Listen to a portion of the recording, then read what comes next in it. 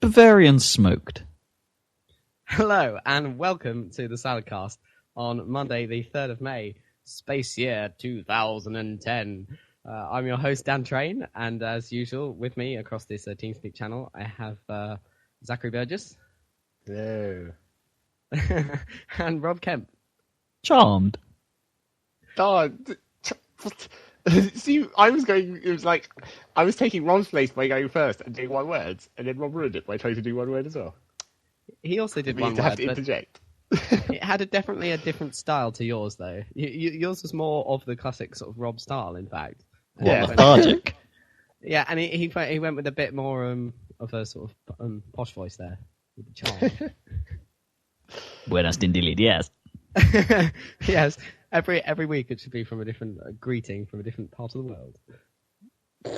Yes, I'm sure that will work very well. No, you should do it, Zach. Anything. I want to hear you do greetings from different parts of the world because that would just be hilarious. It would be out of your comfort zone. Exactly. You try and do a Spanish German, and that'd be it. Do the German one. What would that be? Hello, aus, Saladcast. Hello. That's the only bit of German you remember because it was like, what bit of German are you going to get grinded into your head because of an great theme song? Just that same word over and over. That's all I know. Because hello isn't even that's not even, different. So no, aus is like the only word you've learned in German. It's literally the only word because I only had to do a year of it, and that teacher, Miss Bergona, he didn't bother to teach us anything. I don't think. I don't remember anything. So you don't remember Bratwurst? Man, you were lucky because when I had my forced to have 1 year of French, I had what's his name, the head teacher. So he was super serious, and it was like, oh no. I might have to put some effort. I don't really understand how we managed to pass that year, or whether it was even graded. I don't know. It was weird. I don't think it was. No, it can't have been. I dropped it immediately. Yeah. Bon. No one who was going to change after having done the other language for several years. Is that what you remember from French, Rob? Bon. Oui. Oui, bon. So you can pick these up from random films and stuff. You don't even need to. I could have picked up hello. From just saying hello, really. You could have picked that up from English. Exactly. Just replace it with an A and pronounce it slightly German. Not that I can do that, because I don't even know what a German accent really sounds like, unless I've listened to Kraftwerk all day or something. Even then, it's Salaway. It's mostly synthesizers and keyboards rather than people saying things. Apart from the model. She's a model and she's looking fine. And there's some, I suppose they vocode, don't they? A lot of their things we are the robots. Yes, they do. We are plastic dummies. No, we are showroom dummies. That's it. And then there's Rammstein, of course. We're just going to just going to speak about anything that just happens to be German. Well, I'm just saying, the places where I would actually know German from, because I'm not exposed to. I didn't learn it, apart from that 1 year where I didn't learn it because he didn't bother to teach it. And just thinking, if I was trying to do a German accent, I'd probably reference old war films, Kraftwerk, and possibly Dwast. Or you could say, "Ja, we are Russian." Yeah, I'll be all right. Yeah, all right. Let's get my cultural differentiation problems aside. No, I thought that wasn't really. You weren't totally serious. Ja, we are Russian. That became a joke, but I don't think you were totally serious the first time you did that. I think that was just a bit of a mistake. Saying, story of my life. You're saying, yeah, we're Russian in a German accent. Made absolutely no sense whatsoever. It's the best cover technique I know. Indeed. So, confuse them by not even pretending to be one language, be two languages at the same time. Indeed. Well, could you do it the other way round? It would be da, wouldn't it? Da. We are German. Still going with V. I suppose it still is. You just replace the Y with a V in any sort of anywhere east of the English Channel. France. East of France, yeah. Ja, wir Deutschenhausen. What would that mean, Zach? Deutschenhausen. What does Hausen mean? Does that mean I don't think that does actually mean houses. I can't remember. No. We are German houses. We are Deutsche houses. I don't know if that would be a good thing to be. Speaking of German stuff, right? I had a Frankfurter yesterday. Okay. And is this like a proper one or like a... Because sometimes it'd be really... yeah, one of weird. those sort of like pre-cooked Frankfurters that you sort of take on camping trips normally. Okay. Did it come in a can with water and stuff in it? No, it was like in a packet. Okay. It was apparently smoked with real beechwood. But anyway, you know, wood. yeah, that woody flavour. But the way I'm going with this is, do you know that theory where if you eat asparagus, it's supposed to make your urine smell funny? Yeah. Or And doesn't it be a different change? colour. Like Doesn't yellow it or change something. your really bright yellow? Doesn't change the taste of your stuff for the ladies as well, supposedly. That's I'm right. not lady stuff. No, the stuff you provide for the ladies, you know. Oh, Yeah. yes. The other thing that comes I out don't the think you same. provide it; it's just a natural consequence. Yeah. Anyway, Can't call it that. Jesus. that is what it's evolutionary for, though. I suppose you do actually provide it for the purpose of. Anyway, yeah. Anyway, yeah. Asparagus. I'm saying screw asparagus. Frankfurters are where it's at for crazy urine adventures. Oh, thanks for that vital piece of information. Oh yeah. No. I went to the loo later that evening and I could smell sausage. Yeah. Oh, Jesus Christ. Okay. So, Rob, what you been playing this week? He's been playing urine adventures. Other than your adventures, I'm changing the topic because we come from Germany to the smell of urine, and now I'm moving on to gaming because that's Wasn't a it? nice It's link Penny there. Arcade Adventures, isn't it? Where they feature heavily a Dr. P. Wimple, who's possibly the only urinologist in the world. Is that so? I bet there are loads Well- of urologists. Well, probably now, but I thought, well, is it urology or urinology, as they say? I'm not sure.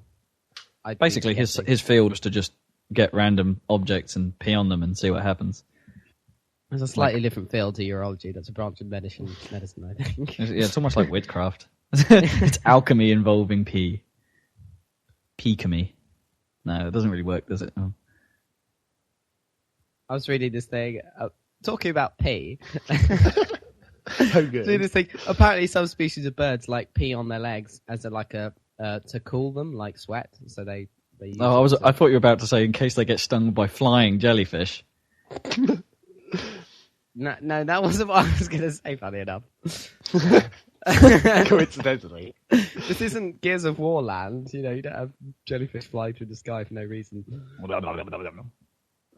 What were those things called? Those like I have no artillery idea. things that I don't know. Do you know what I'm talking about? In Gears? Yeah, Where they're the things that have absolutely no purpose being in the air. exactly. you know, And then they're- they just explode. They don't have wings and they don't appear to be farting some kind of propellant. So it's just Well, quite how they're actually doing it is a mystery. They're like sort of slow artillery, aren't they? Because they're just like a projectile, aren't they? But No. Oh, I was thinking of the Nemesis. I was thinking of those other flying things that those exist. In You know, Gears 2, where towards the end of Gears 2, yeah, the sort of weird Yeah, I know. tentacle things Yeah, I don't know how they fly. that seem to fly by the power of will. Because it's not as if in the Gears universe, like the dropships aren't powered by weird jets or anything like in Halo. They're helicopters, you know, with a reasonable excuse for being in the air without any wings, you know. Whereas, those things don't have any excuse for being in the air. Tentacles, they don't provide lift. Maybe it's if you jiggle them in a certain way, then the world feels sorry for you and grants you the gift of flight. Oh, you're an ugly son of a bitch. Here, have some sky. I guess they come from underground though. How could they evolve flight? Don't they? That's a very good point. Anyway, so all the minutiae of the Gears universe. What is that universe called? What's the name of the planet? It has a name, doesn't it? Yeah, I had a feeling it was one of those sort of fairly standard sounding names like Gaia or something, but Yeah, something like that. Yeah, I don't know. It's always some like alternative name for. or Terra, you know. Yeah, it's not Terra. Pull though. one out of the cliche book. Yeah, that one's a bit because terra literally means earth, doesn't it? So Yeah. Earthens. So what's terra firma? Is that like Solid ground? Quite stable. Yeah, solid ground. That's it. Stable ground. Terra firma. Go Remember Latin. that game? Go Do Latin. you remember that game Terra Nova? By name only. Yeah, that was a long time ago. Seriously, that was 96 or something when we first started with PC games, and it was this really ahead of its time game. I think I had the demo off a PC Gamer cover disc, and you were like in a mech suit, like a exoskeleton thing, armored, powered suit thing. When mechs were cool. Yeah, but this wasn't like Mech Warrior where you were in a huge robot. This was like just a suit around your person, more like Starship Troopers style. And yeah, that was really cool. I mean, obviously the graphics were like, they weren't even VGA, I don't think. Well, they might have been VGA, but yeah. I mean, the whole high concept res, and baby. stuff. Yeah, how did anyone manage to read like a HUD with information about ammo and stuff when games... That's because they made the text like an inch high. Yeah, like how could you see anything when a game was 320 by? That's like a smaller resolution than my phone, significantly smaller. It's about the same res as the DS, isn't it? If you think about it. What, on one screen? Yeah. Well, that's true. Yeah, I haven't really you have to think of it in the style that you can probably only have about 10 lines of text across the entire screen. Mm.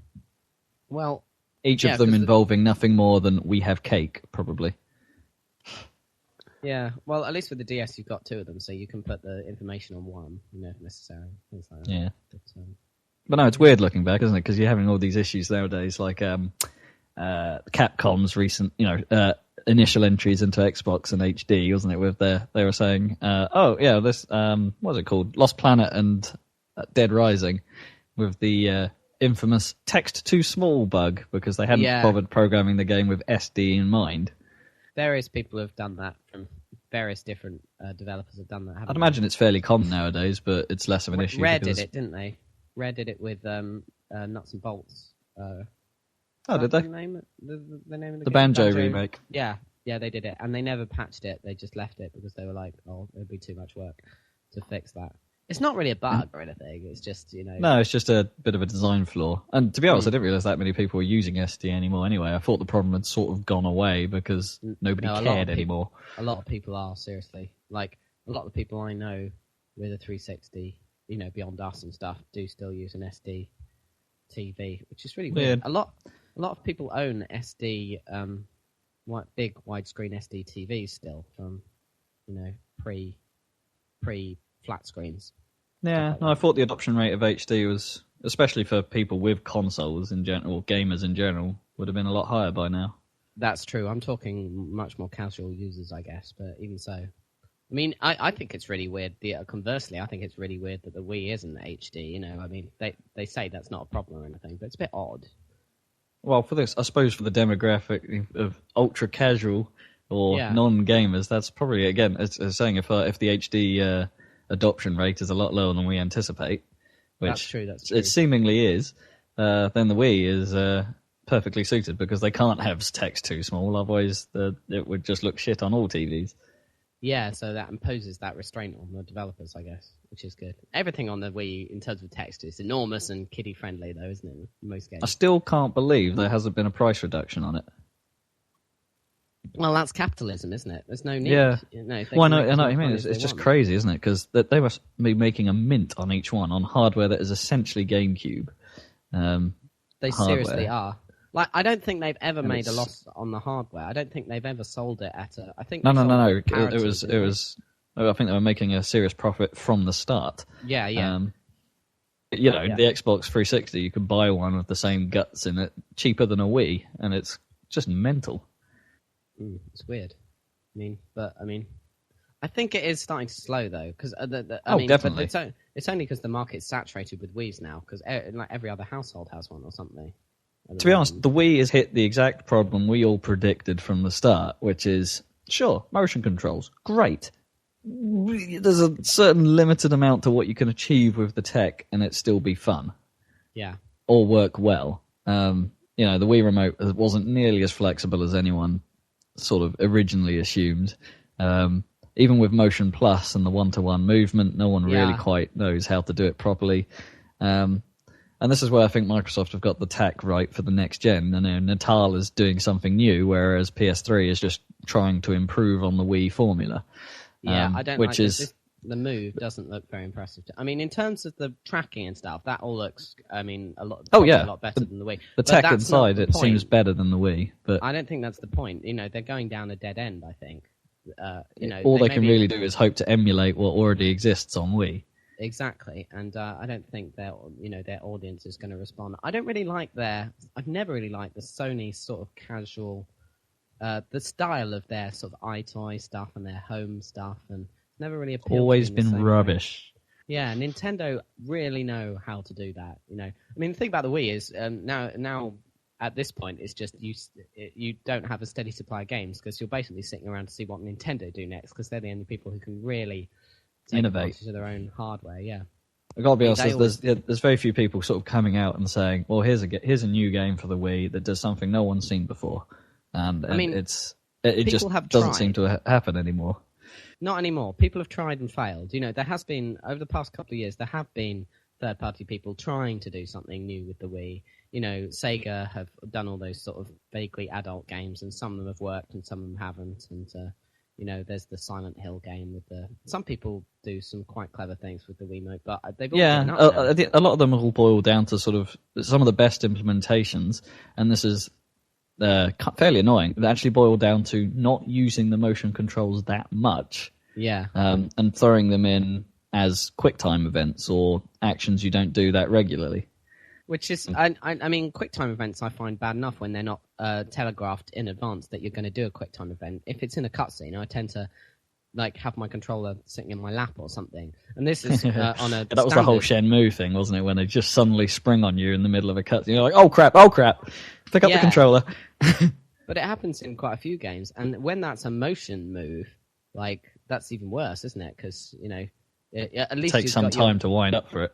Yeah, at least you got your thumb on the button if it's vaguely nearby if you're playing a normal game. But on a it's games game, like Mad World and Resident Evil 4 that sort of pull that style of play off because it's almost entirely controller based until you have one of these special actions, and then the motion controls come in. Like that's how you finish an enemy in Mad World. You have to go mental on the follow the on-screen prompts, and same with Resident Evil when you get those fancy boss fights and they grab you and stuff and you need to escape. You get the QuickTime events which are all motion based.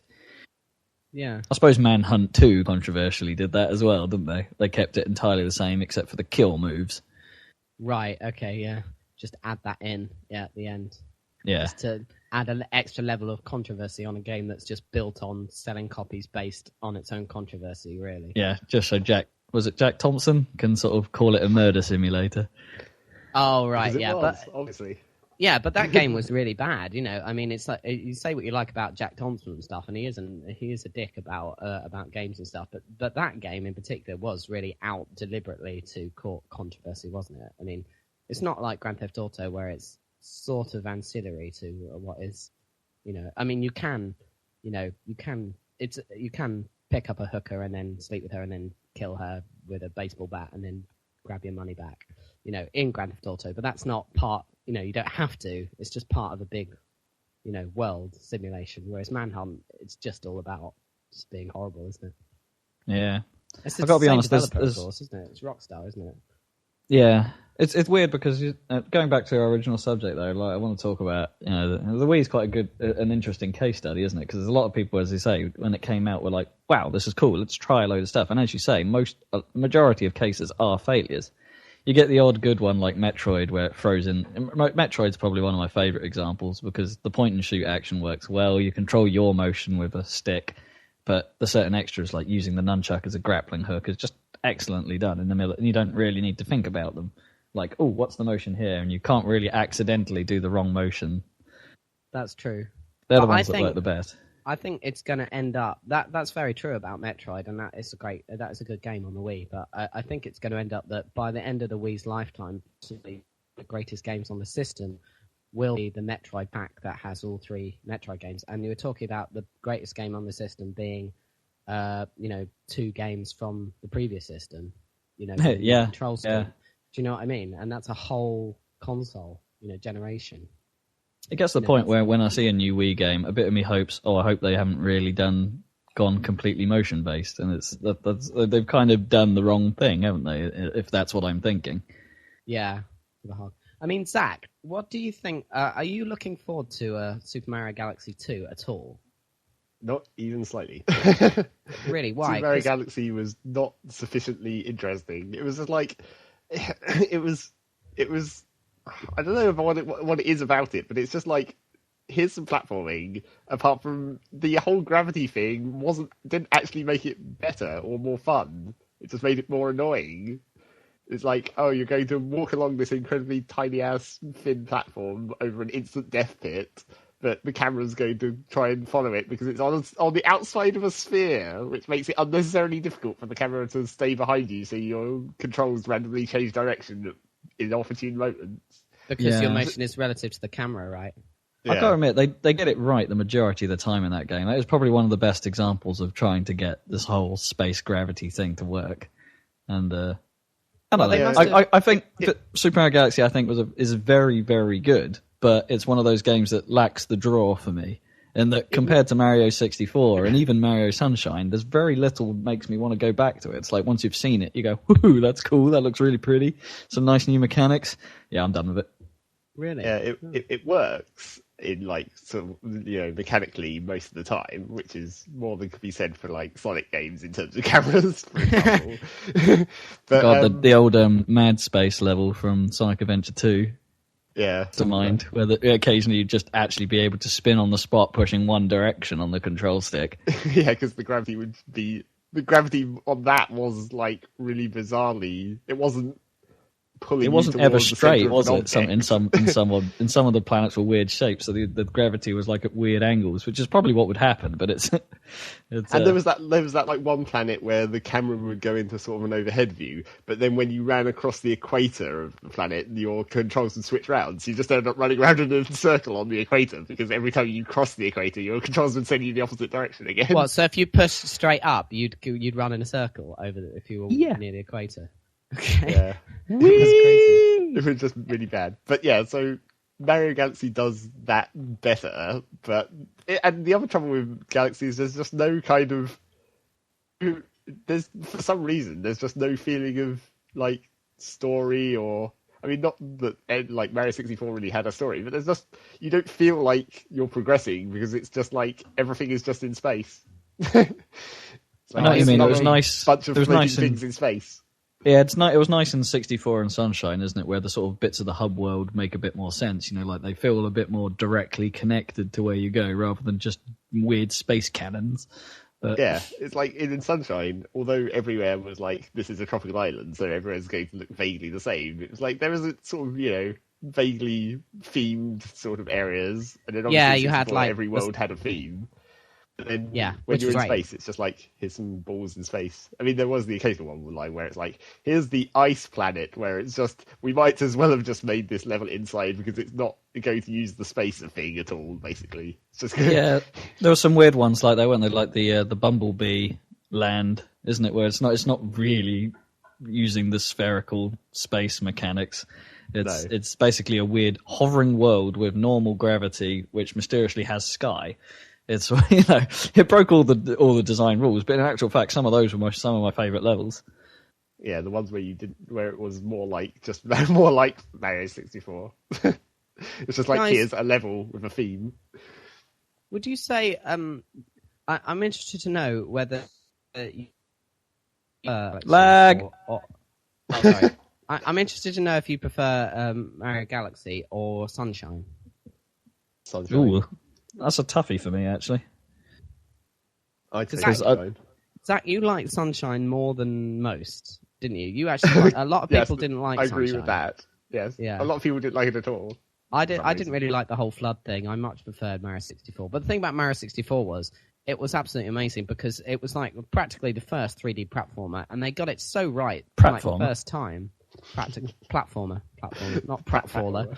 Yeah, it's pretty much the same because you're always making pratfalls in it. But they got it so right the first time, and the camera thing. Just as you're talking about, that's one thing about the Mario games was like that was like the first 3D platformer, and they got the camera right, and that's so hard to do. You see so many games fail to get the camera right, and people complain in reviews all the time. But then the again, camera made them fall. with Mario 64, they did conveniently have like 4 spare buttons to allow you to control the camera manually. That's true. Although it was good because the controller was almost designed for the game there, because it was labelled C, wasn't it? The C pad sort of thing. C stood for camera, didn't control. it, originally?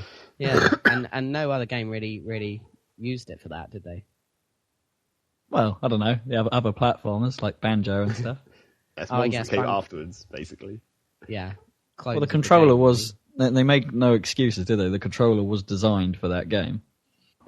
Which is fair enough, I think. I mean, nobody ever used the other half of that controller, the D-pad half, did they? I don't know. It was easier to control Ridge Racer using it. Yeah, that was like the one thing. Which is weird because, like, a racing game, but you want digital controls. Because that's Ridge Racer. That is Ridge Racer. You don't want precise steering, you just want to maximum lock it on every corner to do insane power slides. I quite like digital control on Wipeout as well. Although Wipeout 64 was a terrible game, but it was really slow running. It wasn't that bad, but it wasn't the best. No, there were some weird choices, like the music. They decided to use like licensed tracks, which everyone knows the N64 really wasn't capable of handling because of space. So what they did is they ended up making the songs, but cutting them out into the looping segments, and then have those looping segments repeat a few times, and then move on to a different looping segment and play that a few times. Except for the fact that the loops weren't smooth, so there'd be this awkward pause between the loops where it just wouldn't fit together quite right.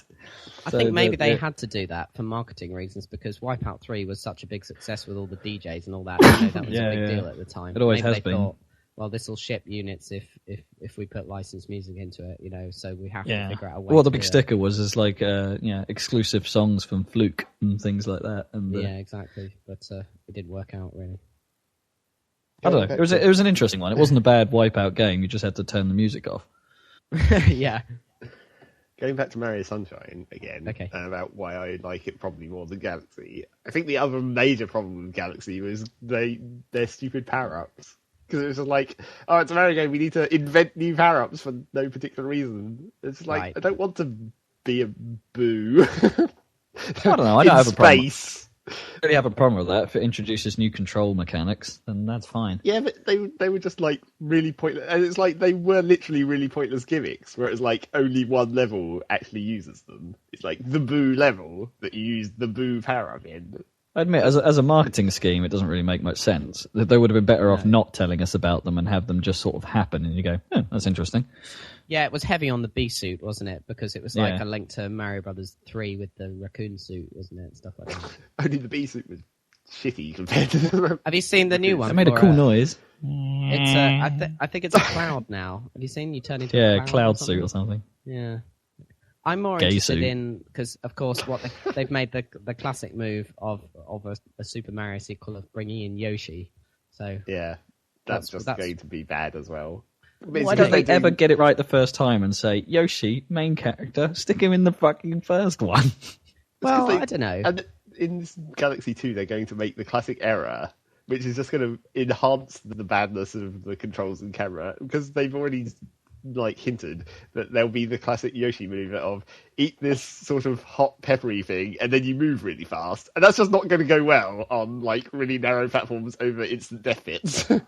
What, you mean you move really fast and you can't stop? Yeah, it's going to be like one of those, that because Yoshi's done that thing before where he has, you go into turbo mode and then you run around really quickly. That's just not going to work. The Smash Brothers curry, you mean? Yeah, like that. I'll tell you what, I don't think Galaxy, and I suppose the big question or, issue with Galaxy I have is it doesn't strike me as one of those games that ever needed a sequel. No. But the thing is, there's no games coming out on the Wii, so they obviously we can Metroid do this. Other M is the only one I'm interested in. Yeah, but Nintendo developed for a start. That's what everyone's waiting for, aren't they, really? I mean, I want to know what happened, right? Going back to sort of failed, well, not failed Ninty projects, but things that don't seem to exist anymore, is you guys are both aware that one of my favourite games of all time is the F-Zero GX. Oh yes, it is so brilliant and so underrated. It is. I agree with you there. It's not my kind of game, but it was great, and the graphics are amazing. You know, there are so many little nice touches, like the electric bolts that come out the back of the ship when you boost, that are random every time. They're procedurally generated. It's not a fixed animation, and they just look so good. And the game still looks good now if you play it. It runs. Well, one of the things that really helps is it runs a clip, which modern games generally only run at. Even those racing games only. Well, no, that's not true. I guess you get like serious racing games like Forza 3 run at 60 frames per second, don't they? But, it's rare though, isn't it? Wipeout's the only one that immediately snaps to mind, other than Forza. Exactly, yeah, and something with crazy graphics. Well, and Gran Turismo, that's going to be a 60 frame one. How fast does Blur run? You've been playing the demo of that. Blur's a 30 frame. It's using the sort of classic Bazaar engine, so it's like the what we got, the Project Gothams and all the Project Gothams other than the first one. It runs at 30. What did the first one run at? First one, the first Project Gotham on the original Xbox ran at full 60. I thought so. Yeah, I really like that game. That first one, because I mean, but none of them have ever got close to Metropolis Street Racer. Damn it! Oh, I know you guys really like that. I used to get very irritated by the radio on Metropolis Street Racer. I didn't like the music. I mean, it was good, but it needed a bigger lineup. Then it would have been fine. But I suppose when you're limited by the old GD ROMs that the Dreamcast used, I suppose there was only so much you could do. And at the time, I was really excited by PGR because the original Xbox had that your own music feature, which was quite revolutionary at the time. Even now, I mean, the 360 has a kind of a fudge system to get that to work. But at the time, I don't know why they changed that. The old Xbox did it much better. I mean, the new one system would work if it wasn't guide controlled. Yeah, a lot of games could have benefited from being able to control the network music player itself. or the soundtrack music player. Exactly, because it was obviously part of the software development kit that they had controls of the music. And some games didn't bother with it, but racing games and stuff. Burnout was the best example, wasn't it? How you could put, say, the Mona Lisa Overdrive from the Matrix to make your racing super exciting, but then it would also do the cool slowdown thing when you got the crash cams. Yeah, it would actually use the music, in a good way. That was really cool. But going back to that was like the only music I had on my Xbox. I made a playlist specifically for Burnout, and that was the only music I ever put on there. Yeah, no, I did the same. I used to like driving around Central Park in a Ferrari F50 at ridiculous speeds, listening to the Chemical Brothers on my little TV in my room, like after school. That was great.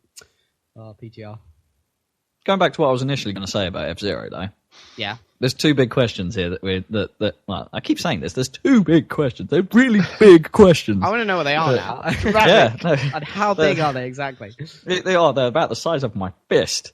That's enormous. Well, it begs me two questions. One, why haven't they brought F-Zero to the Wii? Right, yeah. Because F-Zero GX is, to me, the pinnacle of the franchise. You know, it was an amazing game. Why the heck haven't they carried it on? And two, where the hell are Amusement Vision? The guys behind it in Monkey Ball, I mean, I'm not sure they even make the Monkey Ball anymore. I think it's someone else. I think they might have been split up. I think something happened to them. I think Sega's gone through some weird changes. I mean, it went through that huge change when they stopped doing hardware, but even since then, while they've been doing software, it's gone through some strange restructurings and stuff. I think it's a lot smaller than it used to be. Yeah, and some of the big guys don't exist anymore, do they? Like, I don't think AM2 exists anymore. They're the sort of games that they used to make are now handled by Sumo. Yeah, and they've they've gone into some odd areas like publishing PC games and things, you know, haven't they? Like they publish Rome, Total War, and stuff like that. Yeah. And I don't think their publishing side is really that out of whack. It's their in-house stuff that's a bit strange. Yeah. Like, why did they? Well, what happened to Smilebit as well? Probably one of their more talented houses. Yeah, Jet Set Radio would be amazing on a modern console. I still think it'd be great for the PSP, even though it's a bit of a dead platform now, I guess. But don't you think you'd need the analog control? But sorry, do you think you'd need it? Yeah, well, it has got the little nub, hasn't it? So you could use that on the PSP. Little nub. You know, the analog nub, as they call it. Yeah, no, but it's rubbish. Yeah, it's pretty rubbish. Yeah. It's just really uncomfortable. Good way to make a thumb feel like it's 80 years old. Yeah, the only thing worse than that was Metroid on the DS. That really kills. I don't know if you've tried that, Metroid Prime Hunters. I never actually played the full thing. I kind of wanted to, but it was yeah, good. no, it's the fire pumping, isn't it? Yeah, the problem was you had to hold the DS. So you had to control the D-pad with your thumb and look around by pressing the stylus on the screen. To drag to look around, which worked great, okay. But that meant you were holding up the whole console with one hand. And the problem was that you had to also use your left index finger to press the shoulder button to fire. That's the problem, because you had your hand in quite a nasty contorted shape, and you were holding up the entire console and pressing down on it using the stylus. And just after and Metroid, you spend a lot of time wandering around exploring and stuff. And after a while, it just really hurt. Yeah. It's not good. It's a shame, because it was actually quite a good control scheme for a first-person game on the DS. In fact, are there any other FPSs on there? There must be a few.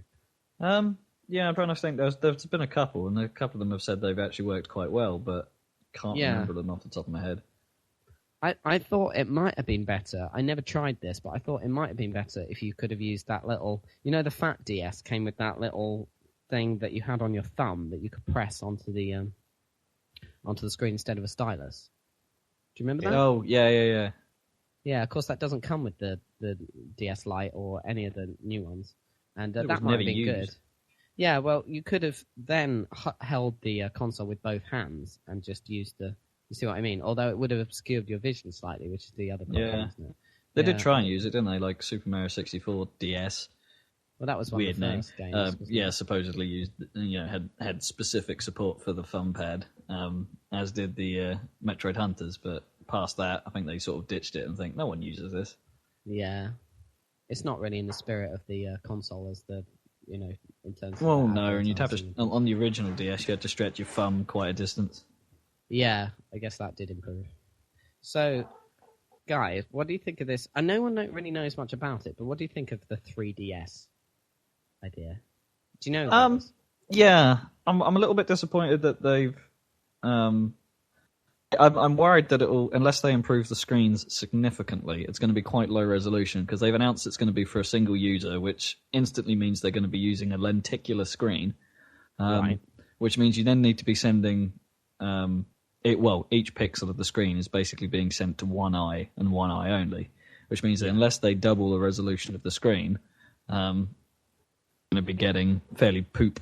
Well, I imagine the resolution will be significantly higher than the DS. I think. Well, let's hope, because that's the DS's biggest failure at the moment, isn't it? It's just but if you think about, I mean, they've made all that money. They're going to plow some of it into R&D, and I think, considering how well they've done with the Wii and the DS, they could create something on the sort of R&D level of Apple. Something with a really high, innovation level in terms. Let's hope, because let's be honest, the iPhone is actually quite a big contender on the gaming front. It is, yeah. I mean, ever since the 3GS improved the clock speed on that thing quite significantly, and it's got the touch screen and everything. They make big claims, Apple, because they say, we've sold 10 times as many games as Nintendo and and Sony in the portable space combined. 10 times as many terrible games. But exactly. They're just apps. They're not full blown games. So it's a really stupid statistic, and they shouldn't really be trying. Peggle aside, they're all rubbish. Well, okay, a lot of them are rubbish, but some of them are good, but they are. Or they're really tiny micro games, aren't they? A lot of them. Exactly, and that doesn't mean they can't be really well designed or something. No. Well, look at the Gadget Show. They made a little a little motorbike stunt game, which is a free download, and I wonder if that counts as one of their sales figures, all the free light versions of games. No, if it's free, it doesn't count. I don't think. Okay. Actual sales, but even so. You're talking 50p games and stuff rather than titles. Yeah, but I don't know. The 3DS desperately needs to be backwards compatible, even though it would look shitty if these lenticular screens, because that if it's going to try and display 2D, it's going to be you're going to have some 2D elements, and there's going to be 2D games, but that kind of technology is always going to make non-3D look slightly weird, I suspect. Also, I'm really worried that the hardware's just not going to be quick enough. I mean, in my experiences with 3D, just to clear this up, I sort of work on a sort of broadcasty type environment. So 3D is very much the buzzword around the office. If you like, one of the things we've sort of discovered in doing all of this is that high frame rate really makes a difference. Running high motion video, for instance, games like Team Fortress or Left 4 Dead, which work really well in 3D, you need an immense frame rate. I mean, we're talking 120 frames upwards to get the best out of it. Film sort of gets away with it because we're kind of used to that speed of motion. But if for any reason, if the action is jerky or the frame rate is inconsistent, then the effect really breaks down much faster than it would on a normal screen. So unless the hardware is really grunty and can push stuff really quickly, the 3DS just isn't going to work. It's just going to be awkward and weird. And Nintendo are not going to put out something that doesn't work. They're not that thick. I mean, they have done in the past, but I don't know. 3D at the moment, unless they do it really well, it's going to be a shameless cash-in that'll fail. Yeah, I mean, they're really upset, actually, Nintendo, that they had to announce it because they were kind of forced to. I think it was a leak or something. They didn't want to talk about it. I don't think they're ready to talk about it, really. That's what I heard. That's why there wasn't a big deal and a big press conference and everything. It might have to be one of these things as well that uses a screen that can perhaps turn the 3D off. I mean, one of my concerns is that because it's a lenticular screen, they're instantly losing half the resolution of whatever screen they put in there. Visible resolution, because half of it's going to each eye. Unless they're using one of those clever screens that can mechanically move the lenses, so they go back to a 2D mode screen, which would be very neat. It means they then get double resolution, and all the hardware then is pretty much like a faster DS, which is no bad thing. Well, it might mean that, like Zach, you were saying, I think it's quite likely that it will be backwards compatible because Nintendo have done that in the past, and it's very sensible given the sheer number of DS games out there. Unless they want to shift a whole new batch of brain training. Yeah, so maybe the screens will just be double the resolution of a DS. Simple as that. Because then they can do the 3D. And I don't think they need the 3D. I really don't. I think in a handheld, it's just a bad idea. Well, I don't know. What's worse, playing a DS and getting car sick, or playing a 3D device, which is likely to make a lot of people quite ill anyway, in a car? Yeah, that's true. Because you'd have to hold it in a specific position, probably. Yeah, it's because it's a lenticular. Because it's likely to be a lenticular screen, the hotspot will be relatively small. And I hate. It's like there's some. I don't even. It's like when I'm playing DS, you don't hold it up or anything. It's like you rest it on things or at weird angles. It's like providing they can market research the sort of correct position. But then because this is Japan, you always suspect with things coming out of Japan that require physical interaction that they'll somehow get it wrong, because obviously Japanese people are all weirdly sized. As the old cliche goes. Is that anybody else say Virtual Boy? Oh, I know. Japanese people are all super short, so there's at arm's length in Japan will be too close or something. I don't know. It'll just cock up somehow. I think that's the kind of stupid error that you imagine could happen. I think there is an advantage there to having 3D on a portable, though, is the fact that single user makes sense with a portable system where it doesn't make sense with a TV-based But they've just gone through this whole effort of releasing the huge DS, that whatever the fuck it's called, XL, the XL DS that they've just released now, where they're like, now lots of people can watch you play games. But then in the next version of the DS, we get rid of that again. Fuck those other people. Yeah. No. But the XL was partly, the XL was partly designed for the growing, aging gaming market. Yeah. Well, they say that. But... No, I think they're serious. Giant brain training. Because in Japan, the elderly, it makes up a massive proportion of the population, and a lot of their technology is geared towards helping them. Like a lot of robots and stuff they make. Maybe. Yeah, well, Are they even selling it out here? They are, aren't they? I mean, that was the thing about the 3DS announcement was they had to make it because it was leaked or something, and they were annoyed because it clashed with the XL announcement. You know? Yeah, where it's like, who's going to buy an XL now? 3D one's coming. It's going to be a while, At some I think. undefined point. Yeah, it's going to be a little while, I think. We'll see. So what have you guys been playing this week? Yeah, I thought we better ask this question. As we've been trying to at some point through this. Yeah, I've heard the question happen at least twice so far, so... Yeah, we try it ignored again, Dan. the first couple of times. Okay, I'm asking you, Zach, so go ahead. What have you been up to? We go for the classic ignore Rob because he failed to answer the first attempt. Hello. Something like that. And what I've been playing is nothing new, so not very much of interest. So I've been playing somewhat of Eve, but that's just sort of in the build-up for the planetary introduction. No real new information there. Are you still forums, but that's not going to be very interesting to talk about. You're still investigating the planets and stuff, and well, I investigated a few more, mainly to see because it's like see about the distribution, and then I went and read the forums and read sort of like what you can actually make from these planets to see if the distribution was interesting. Right. They're just planets, and probably it's looking more and more likely that all the planets will just be reseeded with the patch anyway. So all the different planet types will change anyway. Oh, okay, yeah. What do you mean distribution? Well, it's like there's like certain different types of planets, like temperate and barren and whatever, and then there's like certain types are more rare. So like oceanic planets there aren't very many of, and plasma planets, and even lava planets are fairly rare. Plasma planet? What the hell is a plasma planet? Like a gas giant? I'm glad you picked up on that. I was thinking the same thing. It's like an entire a planet of comet. No, it's a weird. It's a curries. weird. Dixon's Electrical. It's not just a giant pile of TVs. That'd be great. It's a weird planet that's like has some weird magnetic field interaction with the star, and it creates plasma storms on the surface. So the surface is all black. I'm just going to go to the planet that's ready for the hood. So it's planet Lookadative.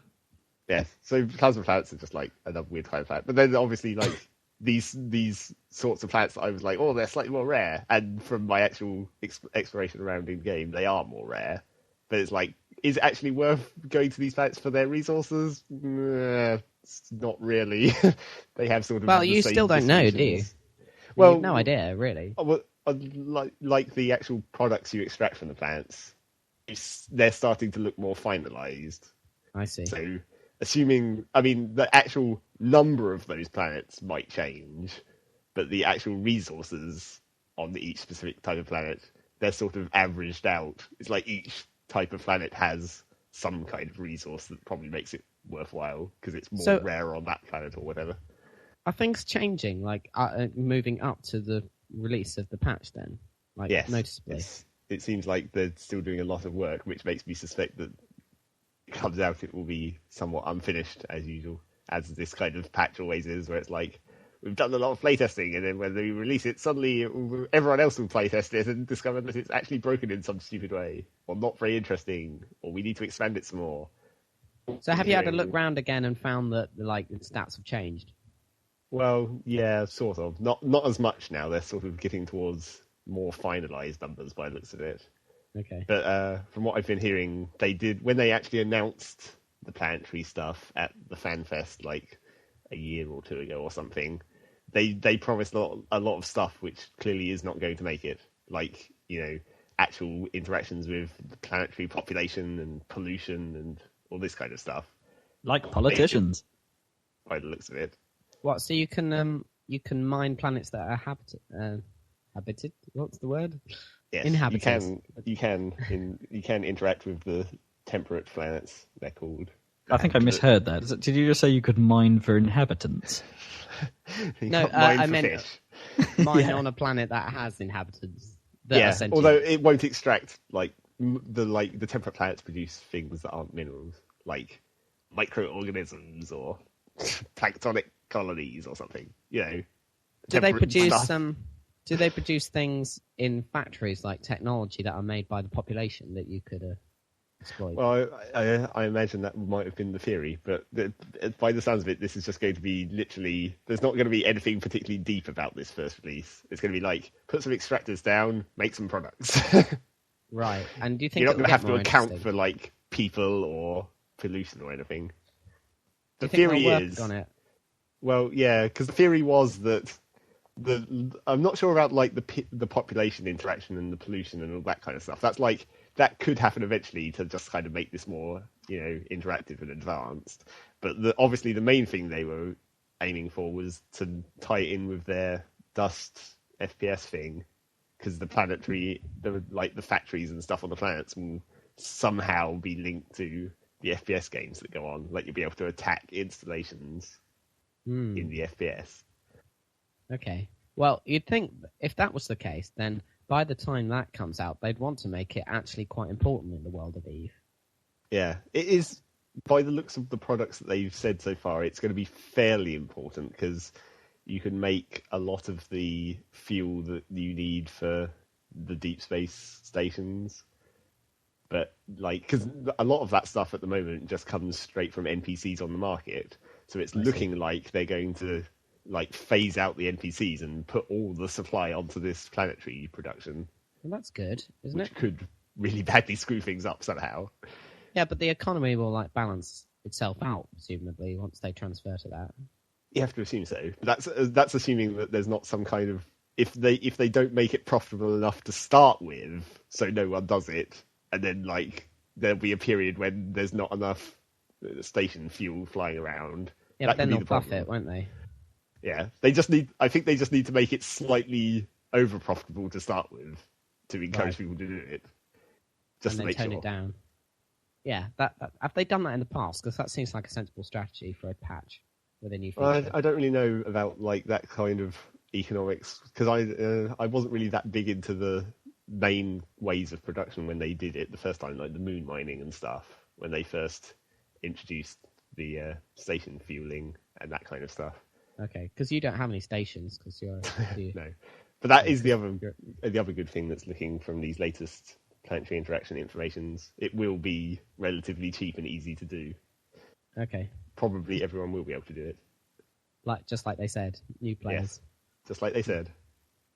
Which would be nice for a change, for it not just to be a stupid marketing thing. Yeah. So, how's the economy going in Eve? Because I find that one of the most interesting things about Eve. I don't think economics in general is that. In the real world, is always. I mean, it is fascinating, but it's just too in depth. Whereas Eve, it's just crazy because every time there's a new patch, everything gets messed up and everything goes crazy. I think it's really interesting. I haven't noticed any particular. There's been. I mean, the only things I really notice is sort of. Oh look, the base mineral prices are sort of shifting gradually, where it's suddenly the low end minerals are becoming more expensive and the high end minerals are going down in price. Something must be happening somewhere. It's all these big numbers. Because it's with the minerals, the amount that gets traded is so gigantic. It's obviously something happening somewhere in the universe, but there's no real way of working out what the hell it is, or whether it's just a weird global trend. Could you be pay a lot more attention? Could you be in Eve an investigative journalist and go around trying to find out what's actually going on, rather than actually interacting in the fights and stuff? Just to try and, fly around a little ship to figure out what's actually going on between the corporations by talking to people, and then write it all in a newspaper. People have tried, and there is kind of there's sort of a news feed type thing in the game where they take submissions from players who write news stories. Okay, that's quite good. About actual events happening. And there have been various people who have literally just flown around in tiny ships and gone don't kill me, I just want to talk to you. And then they've talked to people and all that kind of stuff. And then been killed. Fun. Yeah, they got killed, of course. Yeah, but it doesn't matter so much if you're only in a little ship. If you spend all your money on clones, then you probably. Yeah, but somehow they've still got to make their money, and I don't think journalism pays. No, but it's a fun thing to do in terms of. It's not a money-making thing, I guess. Unless, of course, you become famous enough from doing it that people just donate you money. Or maybe they could have corporation propagandists that are journalists with spin. That too. I guess if you had a big ship, you could be more of a gonzo journalist, and go in and actually interact and make the story by blowing the shit out of people and stuff. Taking lots of drugs and all that. What's his name? Hunter S. Thompson. Yeah, style. That'd be crazy. Fear and Loathing in Eve. That'd be really cool. Yeah, there should be a newspaper, shouldn't there? Because I mean, it'd be quite fun to write a financial column, about the economics of Eve. Well, they literally like a couple of years ago hired an economist, did they? Okay. Yeah, so he makes like quarterly reports or whatever about the that'd economy be a of fun Eve. That'd be a really fun job. It must be it wouldn't. time consuming. I don't know. It'd be quite interesting. And also, and whenever there was a massive financial collapse, it wouldn't mean anybody really lost their job, which would be great. Are you saying you could train for an economy job in Eve? No, probably not. But I mean, it's an analogy to the real world, isn't it? It's nothing really like. It has similarities to the real world, but I mean, it's got big shocks and stuff that happen much more frequency than in the real world because they keep changing stuff, don't they? Yeah. It's like unlike the real world, like the minerals that an item is made of can be changed at any time. Yeah, and totally throw off the balance of like mineral prices. Like there'd be no way to suddenly devalue oil and make gas incredibly valuable in the real world. Something like that. You can't nerf oil, unfortunately. That would be great. That would solve a lot of problems in the real world. Yeah. Are you listening, barons? Are you listening, so that's OPEC? about it for Eve still. Still, the patch is due on the 18th, so 2 more weeks until we have something actually to talk about. Okay, so what else have you been playing, man? And the other thing I've been playing this week is Team Fortress 2 again, because they patched that. Update 119. Yeah, they make a big deal of it for random comedy reasons, aren't they? They patched it and really weirdly fucked up. I don't know, stuff seems different in a way that is not necessarily good. Well, we've both experienced crashes. The crashes in a short space of time. Yeah, there's quite a few little glitches. Zach crashed twice in one evening, and I crashed once. I saw an excellent video on YouTube of possibly the worst bug ever. Although I think they may have fixed this at least partially in the very quick patch. Is it a teleporter after thing? the main one? Yeah, I heard about this. What happens? You could, because there was a bug where engineers could build more buildings than they were meant to, which was awesome. Which was awesome for a while, and then they tried to fix that, but they left something in where you could still do it, but using negative numbers or some weird thing. You had to use negative numbers. That's all I know about it. Negative numbers. But you could create a teleporter where anyone that looked at it would crash. That's great. Did you set it up as a trap? You just put it in the middle of a corridor, and then you just end up with lines of people at the end of the corridor, all just standing there because they timed out. Just their characters just looking at this teleporter. It's fine as long as you tell your team at the start of the game. Right, I'm going to put a crash porter in here. Don't anybody walk this way, and we'll win. Apparently, nobody go to the intelligence room. Apparently, the problem with that tactic was though that it only works on your own team. So, so you can't use it as an anti-intelligence swiper. So you can't use it as an ingenious mind. It's basically the ultimate griefing tool, basically. Yeah. So that was one of the hilarious bugs that they managed to introduce. The Medusa teleport. Anyone that looks at it turns to stone.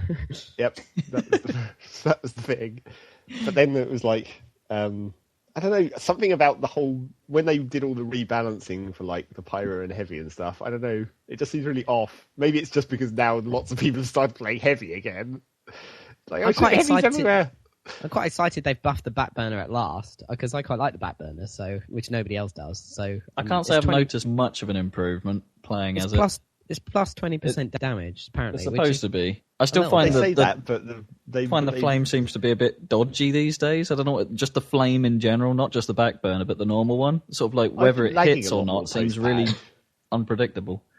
I've been lagging more post-patch, but that might just be coincidental. So maybe that's not helping the flamings. Can't say I've noticed a difference on that front. I think with the back burner, what they should buff, instead of buffing the damage, they should just change the back degree. So it's the same as the spy backstab. Because the back burn effect is really small, and that's really quite irritating. Someone did claim, because I've been reading the freaking Team Fortress 2 forums as well, which is a bad idea, but there have been claims that in actual fact the 20% buff to the back burner hasn't really increased its DPS by 20% as much as, it's changed the values, but not its effect necessarily. And that supposedly there may have been a stealth buff to the back burner angle, but maybe not as much as the backstab angle. No, Yeah, no. it's still rubbish. There's still many times where I feel like I'm hitting someone from behind, and it's not working. It only seems to sort of go crit like once out of an entire stream, something like that. Yeah, it's a bit crap. I don't think it has to be as wide as the spies, really, but it does need to be somewhere between where it has been and the spies. No, I think you're right. It needs to be bigger than what it is, but the spy needs a bit more freedom than that. Exactly. I think that would work well. I think my main problem with this post-patch environment is there's loads of heavies all the time now, but now there's so many counters to spies, they're not getting backstabbed nearly enough. Yeah, really but brain slug hats. Those were in the previous patch. That wasn't this patch. Oh, were they? Well, it doesn't matter. Brain slug hats. Futurama style. Is that community content, Matt? Yeah, probably. It was in the community content patch to go with. We must go to Brain Slug Planet for vacation. That could be good. Have you seen that around then? Can you earn those community stuff just by playing? What's the new drop system like, by the way? There's a new drop system? Is kind of dumb. They've made it so that now, I can't remember how they described it, but you're pretty much guaranteed to get drops rather than it being totally random. Because know how you'd get people who are naturally unlucky who would never get anything because it would roll and it would say, no drop this time, no drop this time, no drop this time. Now it's like you're guaranteed to get a certain amount of drops, but it's limited to a maximum number per week. That's right. Oh, there's a roll-off on it, isn't there? So if you play like for 2 hours a week or something, then you're guaranteed to get one every 20 minutes or something, but then it starts to drop off, doesn't it? So if you're an idler, you won't get any more. That's fine. I think that sounds pretty good, to be honest. I think it sounds good. Yeah, I mean, it'd be good for me. I mean, it doesn't. It's not punishing players that can't play quite so often as the hardcores. Then exactly. Yeah, that's the idea.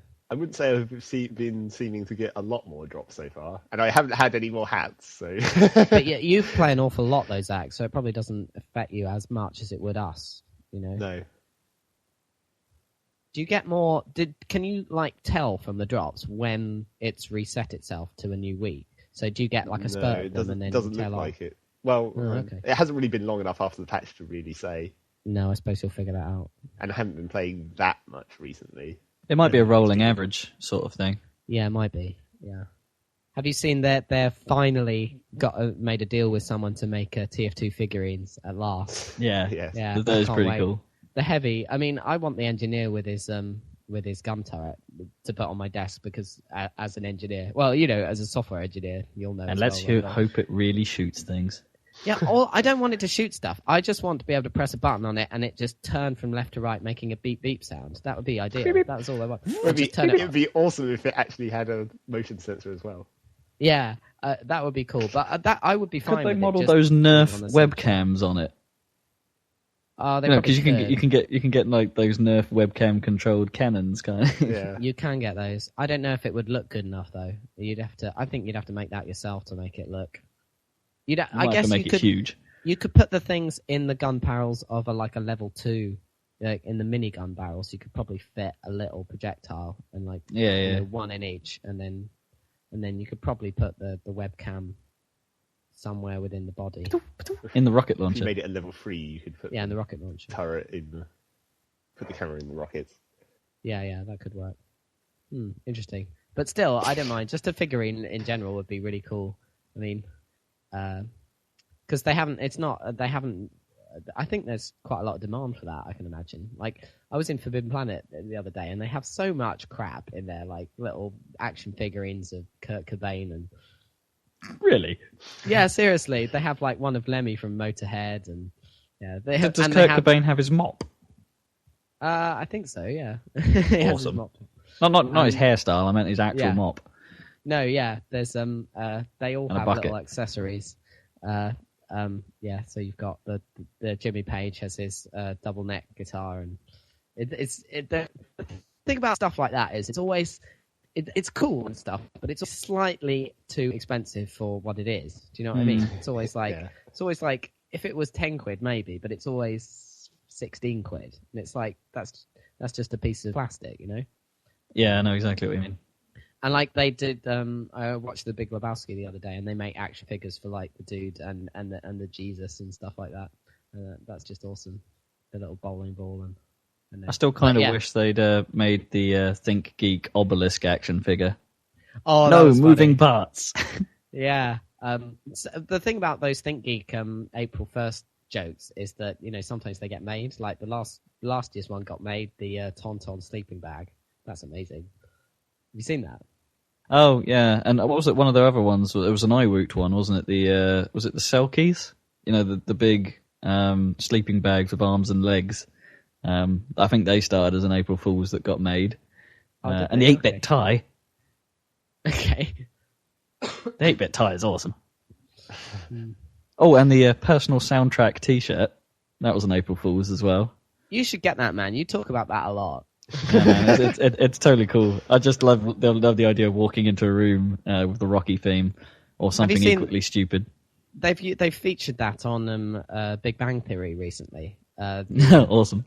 Kutapali comes in and he uses it, and it's quite funny. So I think a lot of people would have bought it off the back of that. To be honest, one of the things I'd put on it is just you don't know quite how often the circumstance come out where someone says something that you have one of those awkward moments where you think someone's up to something and you just have to play Marvin Gaye. What's going on? Oh, that. Okay. I've been feeling love. Okay, fair enough. You definitely have to have the Jeopardy fail thing. Oh, so that's where it's from. I think it's from some American game show that's long running, like the equivalent of Countdown. Yeah. Is it from Jeopardy, Zach? Apparently, that's what they say. But we wouldn't That's know. what they say on the internet. But yes, I definitely want a TF2 figurine of some kind. The heavy would be fine, but pretty much want to wait for I quite like the heavy. The heavy would be yeah. cool. I can't tell because there's I went on the site and there's two versions of his expression, and I'm not sure if it's a swappable head or whether you can get. There's him looking more blank and him with the massive grin, murderous grin, and I quite like the sort of blank expression on the heavy. It'd be great if you could get a version of him eating a sandwich as well. No. No. Don't run. Don't run. It's only ham. Entire team is babies. I am heavy weapons guy. Use your kaboom. You hear way too much of heavy talk now with all these heavies around. I think they buffed the heavies too much. That's what I say. So how buffed are they? I mean, what have they done? It's reduced spin up time and you move faster while spun up. No really? way. Crikey, That's that is insane. It's totally nuts. That was so bad that made me say crikey. You turned into a sniper for a moment. Crikey. If I was going to buff the heavy, I'd reduce the increase the range or reduce the the spread. Reduce the spread would be cool.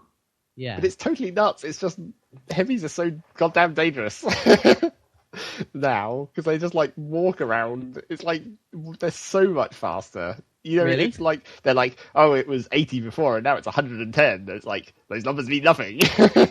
And then when you actually see it in the game, it's oh Jesus. And because everyone's, I don't know, maybe it's just coincidental because of the patch, because now everyone's playing heavies. It's oh Christ. But we were, I think the worst example was last night when I was playing. We were on the second part of Gold Rush, and the defending team won basically without using a single turret because they had 3 heavies. Oh, so they're mobile turrets. Yeah, and they just totally owned everyone. I don't know, because my experience with the Huntsman made me feel like it was a really serious heavy counter. It's significantly harder to hit them now. Right, okay. Still that might have easy, explained but it. not significantly hard. Because you could headshot them so easily, and they couldn't even hit you from the kind of range that you can get on the Huntsman. That kind of. And now because they range. spin up faster, you don't have as long to aim the shot as well. Right. Okay. I did seemingly have harder time taking them down when I last played. So yeah, that explains a lot. I don't know. Well, That's I'll have really to annoying. And play the the bloody nerfing. Yeah, the Huntsman changes. I don't like those. How you can't What have they fire in done? the air. The worst thing ever. It's so stupid. What have they done then? The worst bit is you can't fire in the air anymore, and the arrow then fires when you hit the floor. Yeah, you can draw in the air, but you can't fire in the air, which is just ridiculous. Yeah, that's what I said. It was just Really? Seriously? You guys? Which meeting did this get through? It's like the worst thing is, well, really the worst thing about it is how it completely, feels wrong for the controls. Because it's like you release the mouse button and it doesn't fire, and then when you hit the floor, it suddenly fires. Yeah, it doesn't make sense. That's bad. Okay. They really need to revert that change quite severely, because I can't understand what their problem with being able to fire in midair was. Because you couldn't draw while you're in midair before. It's not like if you it's started that easy. drawing while you were on the floor and then got hit into the air, you could still fire. Yeah. But you couldn't draw while you were in the air. It's not like it's very easy to hit someone while you're flying through the air with the huntsman, is it? No. Well, just shooting down on someone with a huntsman's hard anyway. Yeah, exactly. Because of it's even harder to hit someone with an arrow that only fires when you hit the floor. Yeah, I can imagine that. Say. That's just fluke, isn't it? I mean, that's a wasted shot. By the time you've done that, particularly in this sort of, I guess, what will temporarily be the transitional phase, unless they revert it, it will be like because you release the mouse button expecting the arrow to go, and then when you hit the floor, you're not actually aiming where you wanted to fire any longer. Exactly. Do you reckon there was some sort of old school bunny hopping glitch they wanted to quash? Well, the thing is, they sort of phrased it to say jumping, as if you jump and then. I'm not seeing how that's an advantage. Well, like if there's a small wall and you can kind of jump and shoot the arrow over it or something. Does that happen in any of the levels? For that to be, to aim that well over a small wall like that, I'm not seeing it being an advantage. Because the thing that most people are complaining about is shooting whilst falling from a platform. It's like if you can make a shot, if there's like an opening or whatever that you pass as you fall. Oh, I see. Rather than jumping deliberately or being knocked into the air, it's more like falling and then firing. Is that's clever, but it's not really an exploit. I mean, it's not game changing, is it? If you're firing through a tiny gap by jumping and falling past it, and then you'd have to run up to the top and do it again, wouldn't you? Presumably. Yeah, I really don't see what the point of that change was. It's just really bizarre and totally doesn't fit the control scheme. And of course, there's the other thing about the Huntsman, which is just totally broken at the moment, where they're like, now you can keep the arrows on fire and pyros can light them easier. And it's like pyros can light them easier, but basically anything you do puts out the arrow. So you can't keep arrow on fire, unlike you could before. No, as soon as you undraw the arrow, you lose the flame for some reason, or if you switch weapons, you lose the flame. Well, that makes sense.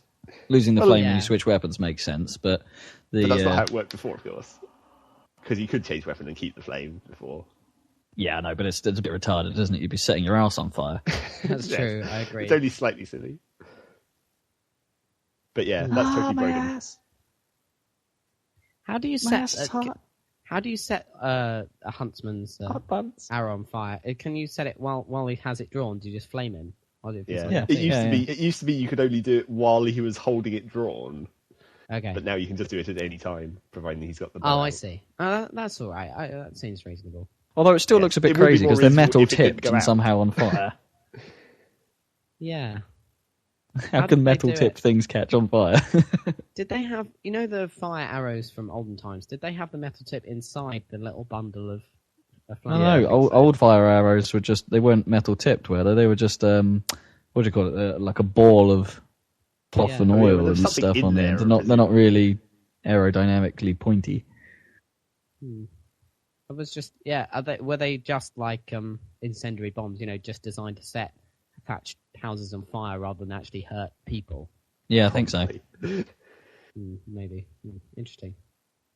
But and the other thing that seems, I'm not sure if it's just coincidental again, since they buffed the pyro's air blasting to make it significantly quicker and cost less ammo, I've seen a lot of arrow reflect kills, and I think maybe it's easier to reflect arrows now.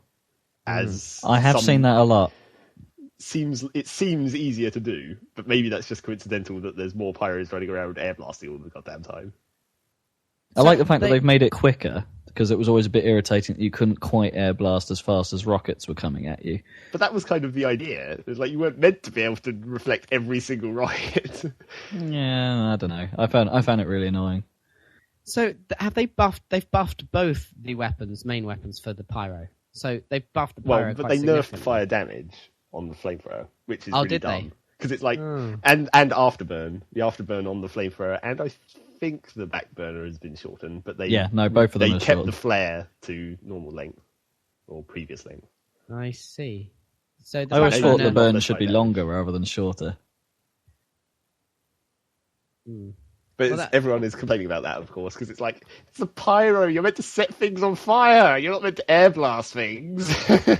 Yeah, that does, with the 20% buff to damage on the, supposedly on the back burner, that does make it significantly more damage with the flamethrower, doesn't it, than the standard flamethrower? I think that only, as Zach mentioned earlier, I think that only really applies if you get a good blast at point blank. Otherwise, it feels pretty much the same and still a bit dodgy. But if they've nerfed the other one, then that makes it better in comparison, doesn't it? You can't destroy a sentry if an engineer is repairing it with the flamethrower now.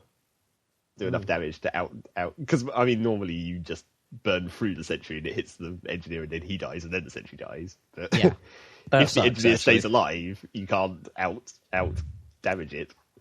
No, I've got to be honest. That really does kind of blow. If you can't use the pyros to arson attacks. So that's a bit of TF2 discussion. Were you there? Awkwardness. Oh, and the other one more thing that I guess is a sort of significant change is the scout things. What's that then? They made the stun on the Sandman slow you down a bit more. Ooh. So that's slightly improved. Oh, that's and good. they made it so bonk, the bonk drink, you don't get the slowdown effect after using it, and it just has a recharge time like the ball or whatever, rather than being able to use it again after the slowdown effect, which is the way it used to work. Oh, okay, so you can use it less often, but it's less bad. Yeah, it doesn't screw you up as less much. bad, yeah. So people don't follow you when they know you're invincible because they know you're going to be utterly vulnerable. Incredibly useless in a minute. Right, okay. Yeah. Although, to be honest, I used to use that quite often to my advantage, where it's just like, I'll be invincible, and then they think you're just going to be running away because your bonk's about to run out, but then you're just all in their face, and they don't expect you to be moving slowly. Right. And it helps you to aim when you're moving slowly. I've used that to really piss off people, especially demo men, because it's like if you get right next to them, they can't really do anything. Unless they're really lucky and just kill you in one shot with a grenade. Yeah, and only hurt themselves a little bit. I've always thought the sort of demo man, sort of normal grenade splash, the fact that it doesn't hurt them that much is a bit of a jip. I'm annoyed about I understand with the stickies, but... I would encourage me to play Demo Man if I could swap out that weapon rather than the sticky launcher. Do you know what I mean? Yeah. Because they didn't make any weapons that go in that slot. I hate the normal grenade launcher. Me too, yeah. I don't know, I use that the majority of the time. I used to use the stickies are okay, but I'm just a bit shitted. When it had 6 shots. I just don't play Demo. I think it's my least played class, I think. Yeah. I've been playing it more and more, actually. No, I'm finding levels where I find it as a useful class. What do you like to play it on, then? Just trying to think, really. I don't mind it on a few of the payload levels because they are naturally spammy. That's true. And I'm trying to think what it was. Some of the... No, I've forgotten. It's gone. I'm liking Huntsman on payload because they tend to be long straight lines with quite long sight lines that you can... Yeah, no, I quite like doing sniper in general on those. Yeah. And I've taken to using the Huntsman on that level we played last, and I did really well. Oh, Cashworks. That's it. Oh, that was my best game ever in terms of sniper games. It was a new record of 13 kill streak and top of the team, which didn't count towards my achievement, bastard. Why not? I don't know. It just didn't work. It breaks somehow. Yeah. Lame. That was my first point for that achievement as well. I almost hope that the next community map that Valve puts into the game properly is Cashworks, so they can optimize it. God damn it! Yeah, it's a good level. So bad. It's a good level. I like it because it's really quite varied. There's lots of neat little routes. That big hill is quite fun, and you've got the really long stretch. But yeah, there are certain bits of the level that are just so badly optimized that on Zach's machine, for instance, it cripples him.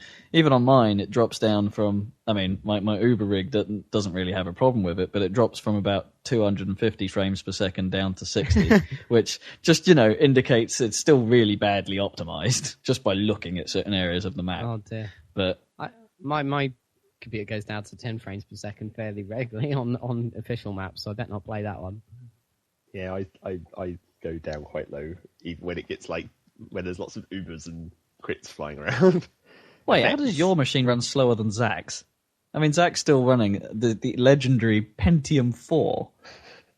I don't know, it's pretty pathetic, my Athlon. It's the processor, I think. I've got quite fast graphics card, so it runs in quite high res. Is it still a 3200 you're running? Or I think an it's AMD 32? I think it's a 3500, but it's all really... Not too bad. I mean, my old machine was running that, so... Yeah, 32 anyway, and it ran quicker than Zeg's. Yeah. Well, it does fluctuate massively. I mean, it can go up to absolutely smooth and fine, when no one's around, and then when there's a lot of stuff going on, it really dips, in certain levels. But yeah, that's my problem. I don't know. Strange. There must be something special about Zach's Pentium. Well, it's imbued with the ember of the gods. I don't know what is about that system. It's pretty amazing. It's skanky hyper-threaded. Fake. I really need a new computer because I bought a webcam, an HD webcam for taking videos of me, playing guitar and stuff. And I've realised that the webcam is perfectly fine, but the computer's not up to recording in HD at 30 frames per second, which is a real pain.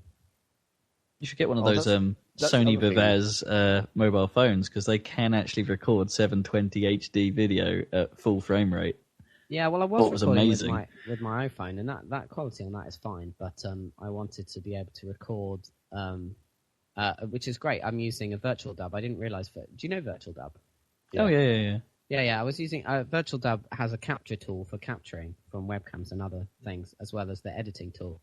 And of course, being Virtual Dub, it's got all the customization and stuff you can do with the codecs and things, and you can change to the audio input source. So that's what I wanted to do. So I can record using my the webcam, and I can have the audio input from my proper microphone, on my guitar amplifier. So it actually sounds, instead of a tinny, amplifier getting the whole room, I can just put a mic straight on the amp and get a really good guitar tone that way, which is great. But the frame rate is really... I've been using this thing called compression called Motion JPEG, it's really yeah. I'm well aware of Motion JPEG.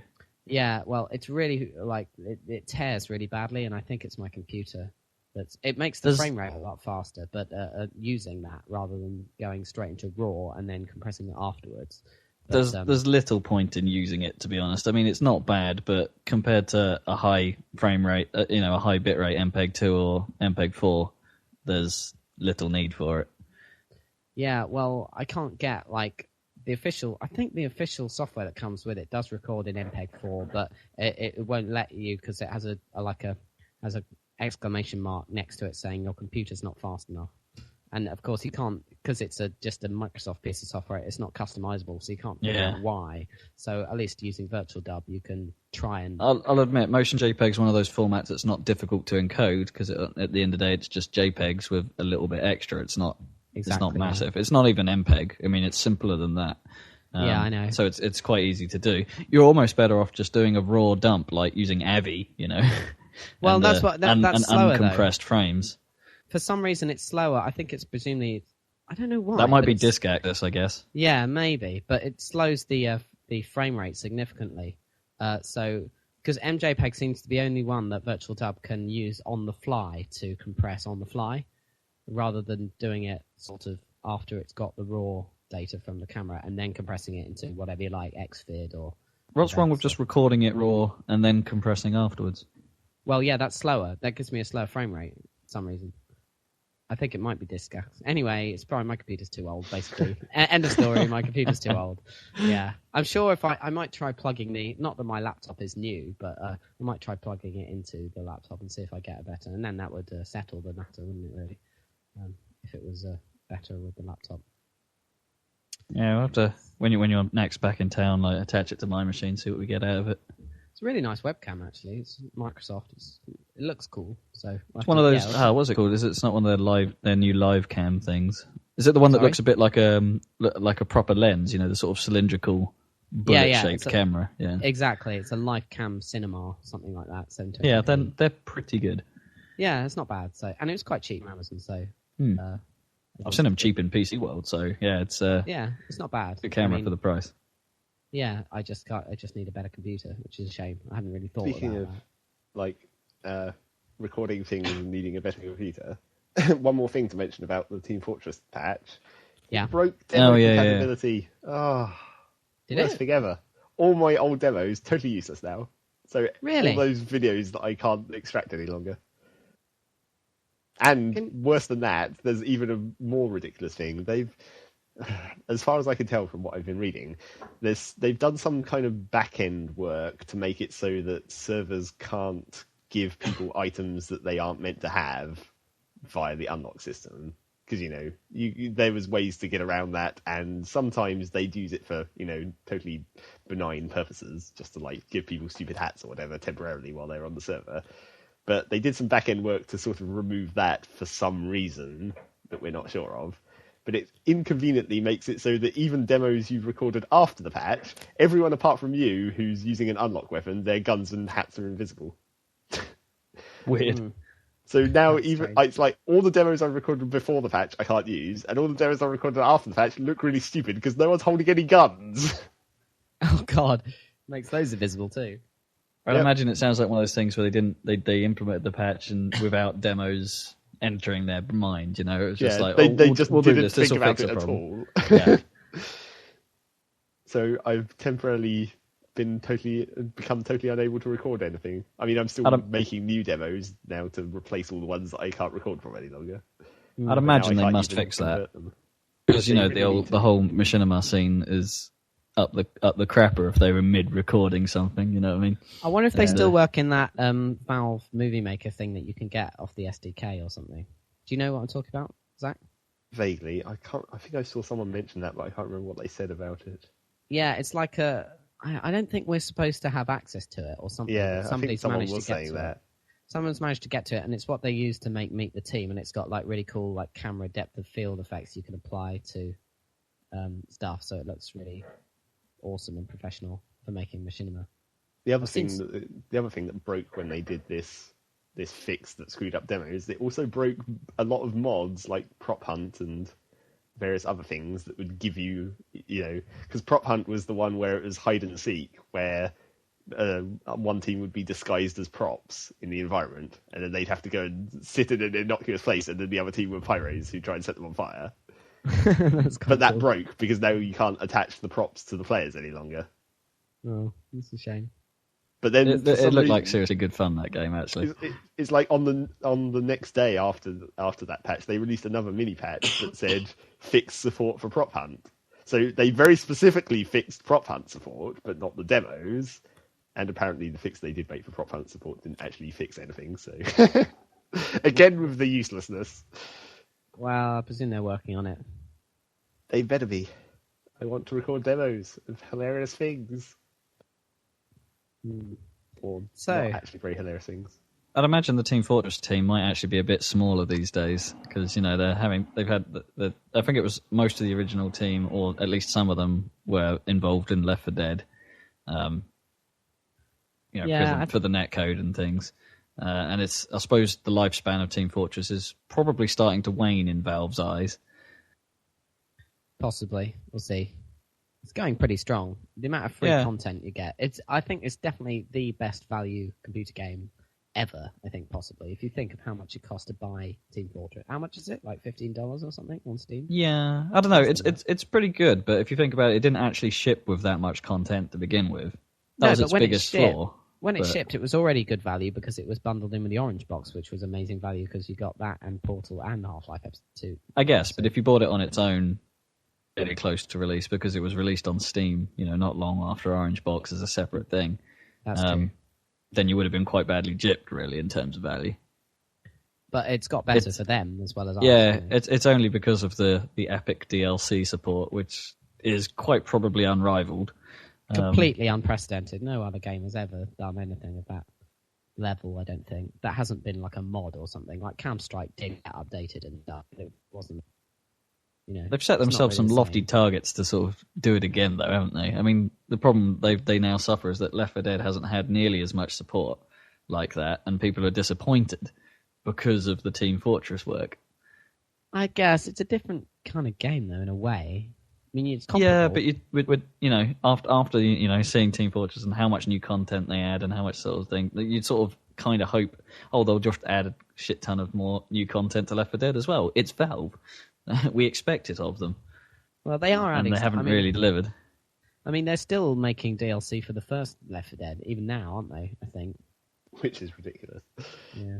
Where it's they want to tie the story between the first one and the second one together so much that they're making new mini campaigns for the first one. It's like, who's going to go back and play the first one again?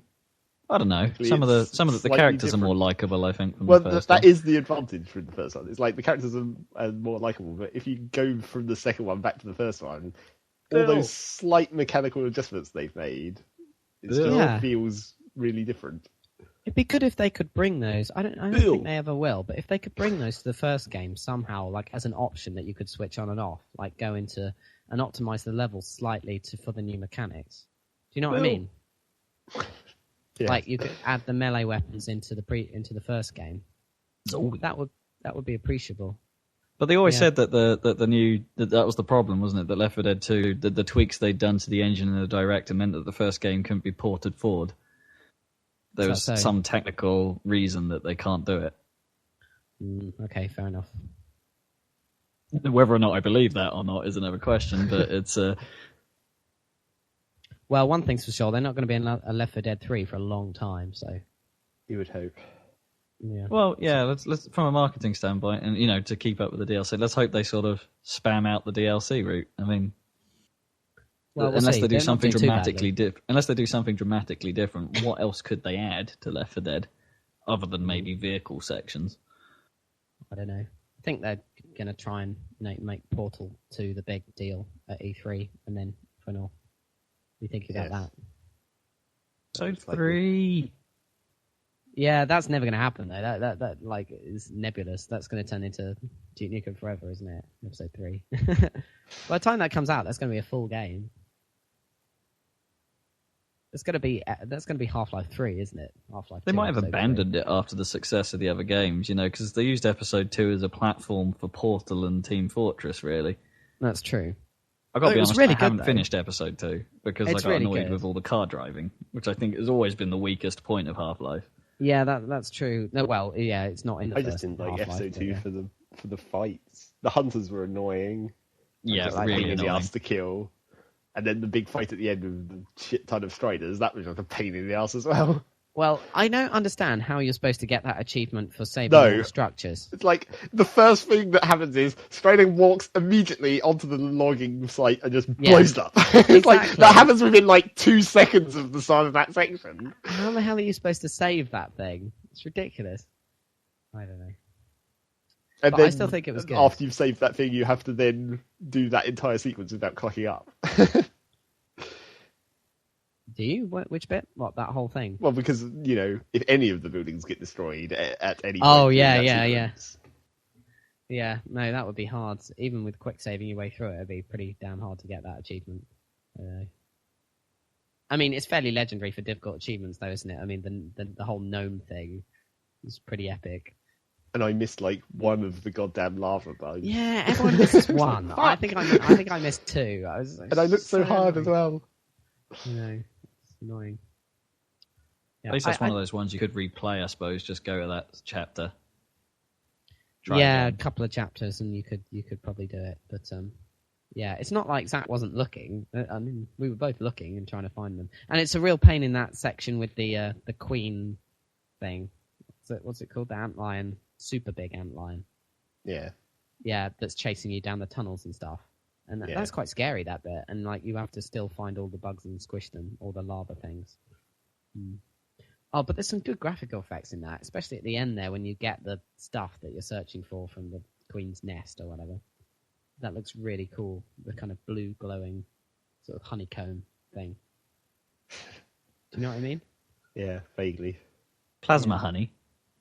Yeah, it was sort of plasma honey. I can't remember why you needed it. Yeah, you needed it to save Alex, didn't you? For the Vorticons were going to save her, and they were going to use it to save her. Yes. So, that whole fight, actually, with the Vorticons as your allies against the antlions, where you had to move the gun turrets around, that was quite fun. With the sort of beeping. They're coming from this tunnel, now they're coming from that tunnel. Yes, and it had like alert I levels remember for the that. tunnels where it's like, oh no, that one's gone on to 3 lights. Holy fuck! Yeah, that's right. And then they yeah. all go red, don't they? They all at the go end? red. Yeah, and you get the Vortigons fighting with you with their laser attack, which you haven't seen since the first game, I don't think. Really. Yeah. Well, not Which in is way action. too effective, and they're like, they're super powerful compared to like you. You're just like, Yeah. "Hoot, hoot." And they just kill Yeah. everything in one hit. Zap! They used to be fairly wimpy in the first game, didn't they? With their charge up and zap attack. Oh, good old Half-Life. I hope episode 3 does come out, but I don't think we're going to hear anything. I think it's going to just come out and they're not even going to say anything, and it's just going to appear out of nowhere. That's the sort of thing that Gabe Newell would probably do. I don't know. Valve are usually pretty hypey, aren't they? That's true. There's generally nothing that just sort of sneaks out. Yeah, that's true. I guess. I mean, nobody knew how good Portal was going to be, but they did hype it slightly. I mean, they did have all those videos. It was known about, wasn't it? And the Portal technology was... The whole Portal rendering was pretty cool. It was known about, but just nobody knew how good it was going to be in terms of story and stuff. They just thought it was going to be a cool puzzler. And that's what you think when you first start playing it and you don't know anything about it. It's, this is going to be a neat puzzler. And then it turns into this crazy, post-apocalyptic nightmare thing. This was So there you go. Play it again to get all the radios. Oh, that's new, isn't it? They patched that in. Yeah, the artificial reality game. Transmission received. Have you done that then, Zach? Yeah. It's not that hard because they do, the radios play the music, so it's just like, where's that music coming from? Oh, it's there. And then you just have to carry it around the room until you find the spot where it changes to the transmission. Oh, I see. Cunning. Still, as far as marketing goes, that's a pretty cool one. Yeah, they're quite... Well, I mean, the out-of-game part of it was cooler than the in-game part of it, obviously. Yeah. Those games are always... I've never bothered with any of those games. What are they called again? ARGs. Alternate reality game. ARGs. Because Halo had some crazy... The bees thing. What was it? Oh, I Love Bees. I Love Bees, yeah. That was weird, though. With the sort of weird hidden communication, supposedly, in the UNSC sort of comm channel or something. Yeah, it's really complicated stuff. That was a bit weird. But then again, the Halo sort of backstory stuff has always been a little odd and obscure. That's true. Like the whole ODST thing, where they've made it a bit more obvious, but even now we still don't know really what the shit is going on with the superintendent unless we find all of these cocking audio logs. It's kind of weird with Halo, isn't it? Because you've got kind of two levels working. You've got the sort of quite populist Halo, everyone plays Halo, little kids in America swearing at you on multiplayer and stuff. Level of bitch. Halo. Yeah, and then you've got the really geeky, lore stuff about Halo that goes quite heavy, doesn't it? It goes quite deep if you actually look into it. Yeah, it's a shame most of that didn't actually make it in the game.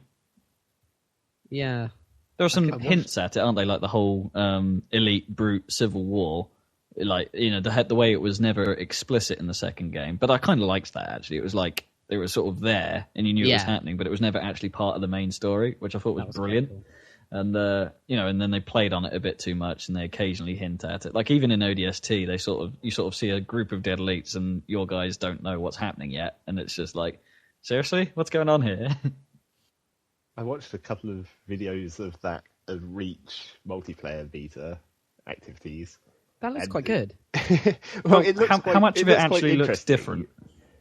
It doesn't look that different. But, really. Graphically, it looks a lot better. I mean, we're talking full HD at last, which annoyed me about Halo 3 that it wasn't. Oh, what? They're actually rendering at 720, you mean? Yeah. Or have they said they're going to do 1080, which would be nice. No, it'll be 720, but it'll be a fair clip as well. Kind of awkward about it was the classic problem with of games that are sort of in a universe, and then it's like we're fitting these into the timeline. You get totally different guns in Reach, like guns that look more technologically advanced than what you get in the Halo games, which will theoretically be after Reach. Like, this doesn't make any sense. That always sort of happens, doesn't it? Yeah. Yeah. That prequels tend to have cooler guns than the later ones. It looks like the Covenant get a gun that fires plasma grenades. Okay. Maybe they Which is just retired it because it was a bit ridiculous. expensive to run. And then you get like a needle rifle, which is like the needler but with faster moving projectiles by the looks of it. Oh man, can you imagine if the That'd be nasty. demo man grenades were sticky? Can you imagine? That would be ridiculous. That would be ridiculous. Yeah. And then there's that weird thing that they show in the videos where you can lock your armor, which looks really funny. You just kind of crouch down and go into like a dramatic pose, kind of like the pose that Master Chief does when he puts the bubble shield down in that old Halo 3 preview video. Yeah. You go into that dramatic pose like where you crouch down on the floor, and it locks your armor in place, so you basically become invincible. You go ching, and then you can hold it for a certain amount of time. Yeah. So it's a bit like Furby. Is it Kirby? That's it, not Furby. Kirby, where Kirby turns into a brick. Turns into a brick. But it's like they show... Me tired. No, not Furby, Kirby. Show it in their gameplay preview of this armor locking ability, where it's like you're meant to do it like if a ghost is about to run you over, you just lock yourself and then the ghost runs into you and blows up because you can't be moved. That's cool. I like that. That would be amazing. Yeah, that's cool.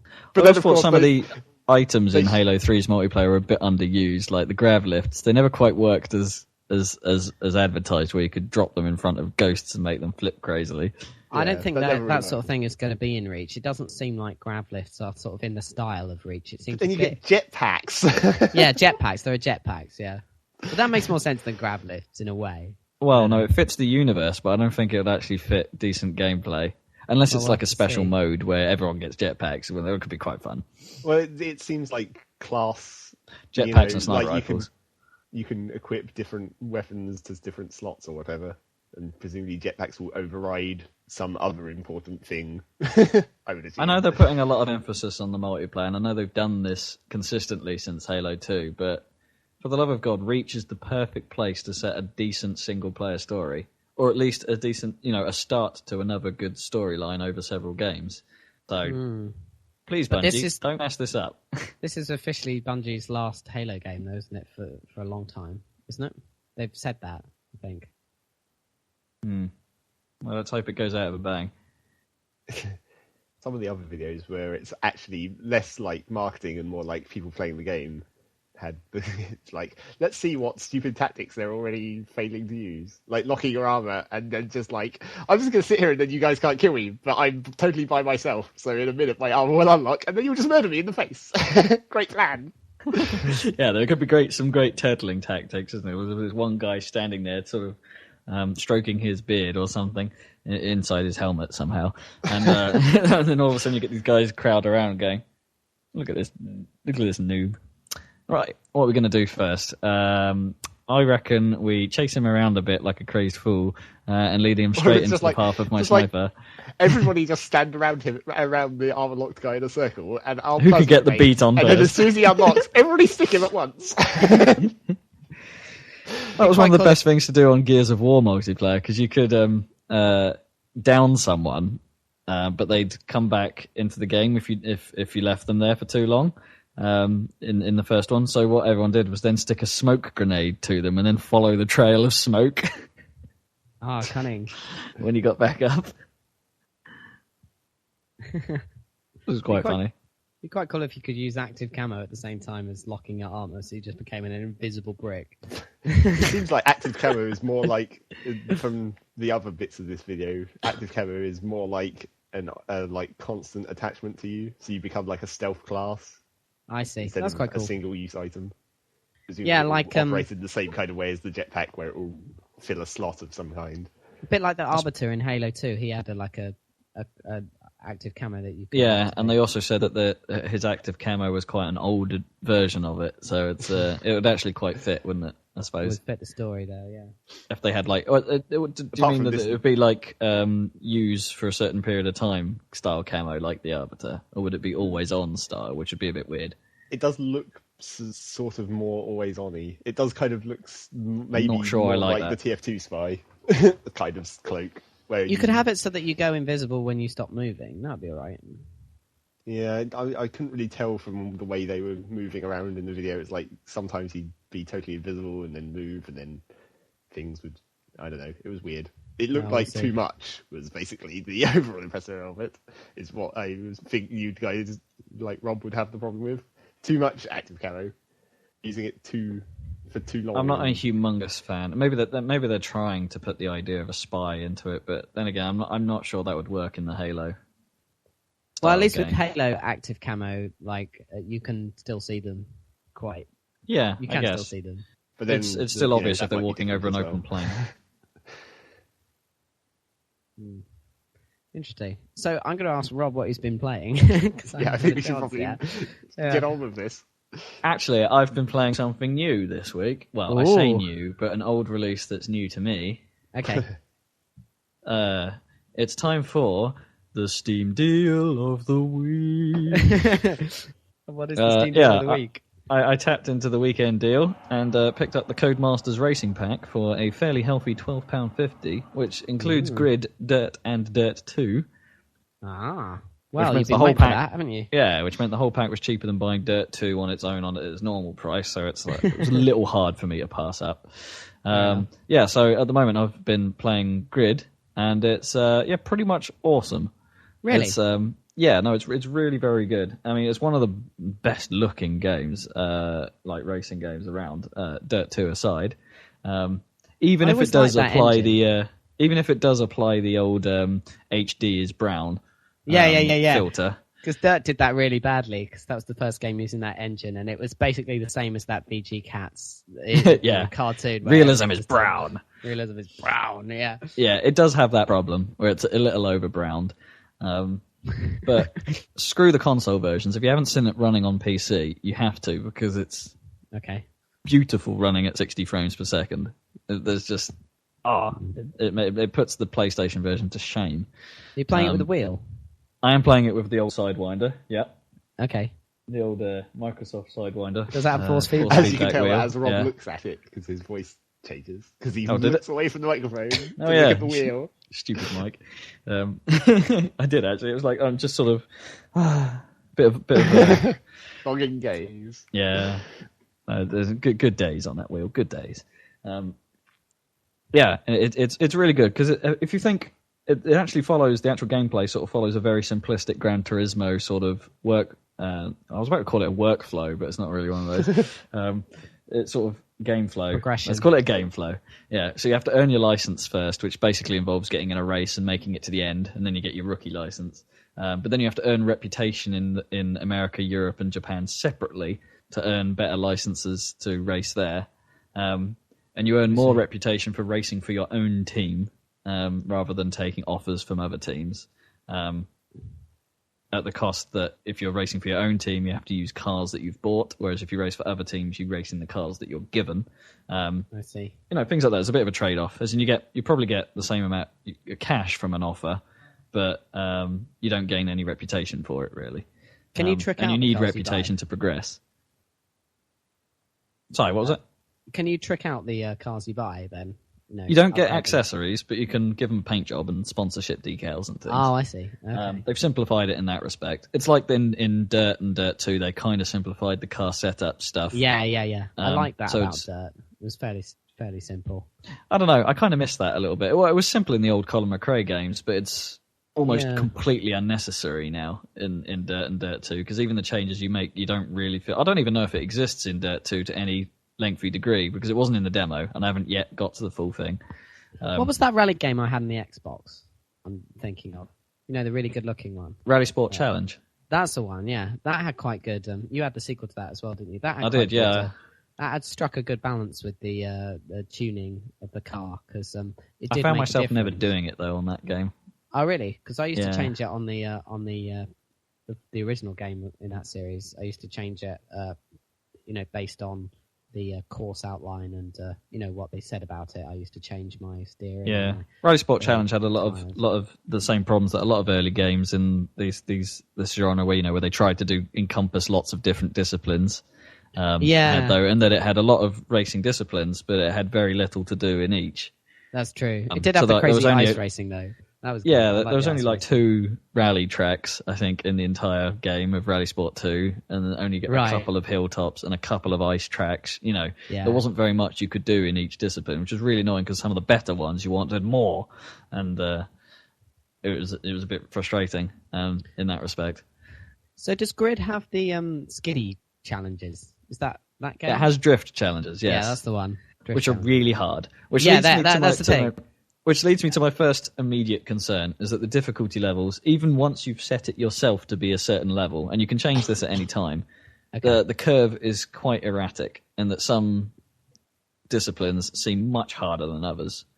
Like you've got the drift challenges, for instance, which has you trying to score a ridiculous score in what are mainly undrivable cars. Maybe it's because I play it with the assists off that makes it really kind of difficult to keep them in any kind of decent line, and it rewards you for driving fast with a high angle of approach, things like that, and it's just really difficult to do. And you finish a run thinking, yeah, that was pretty good, and then the first opponent in the championship is scoring 4 times your score, and you're like, shit. There's just that struck me. I played the demo of Grid, and just the score that you were aiming for was so much higher than anything. Really hard. And if you turn the assists on, it's actually much harder to get a drift going. So there's a really awkward trade-off there. So maybe for those events I'll have to knock the difficulty down.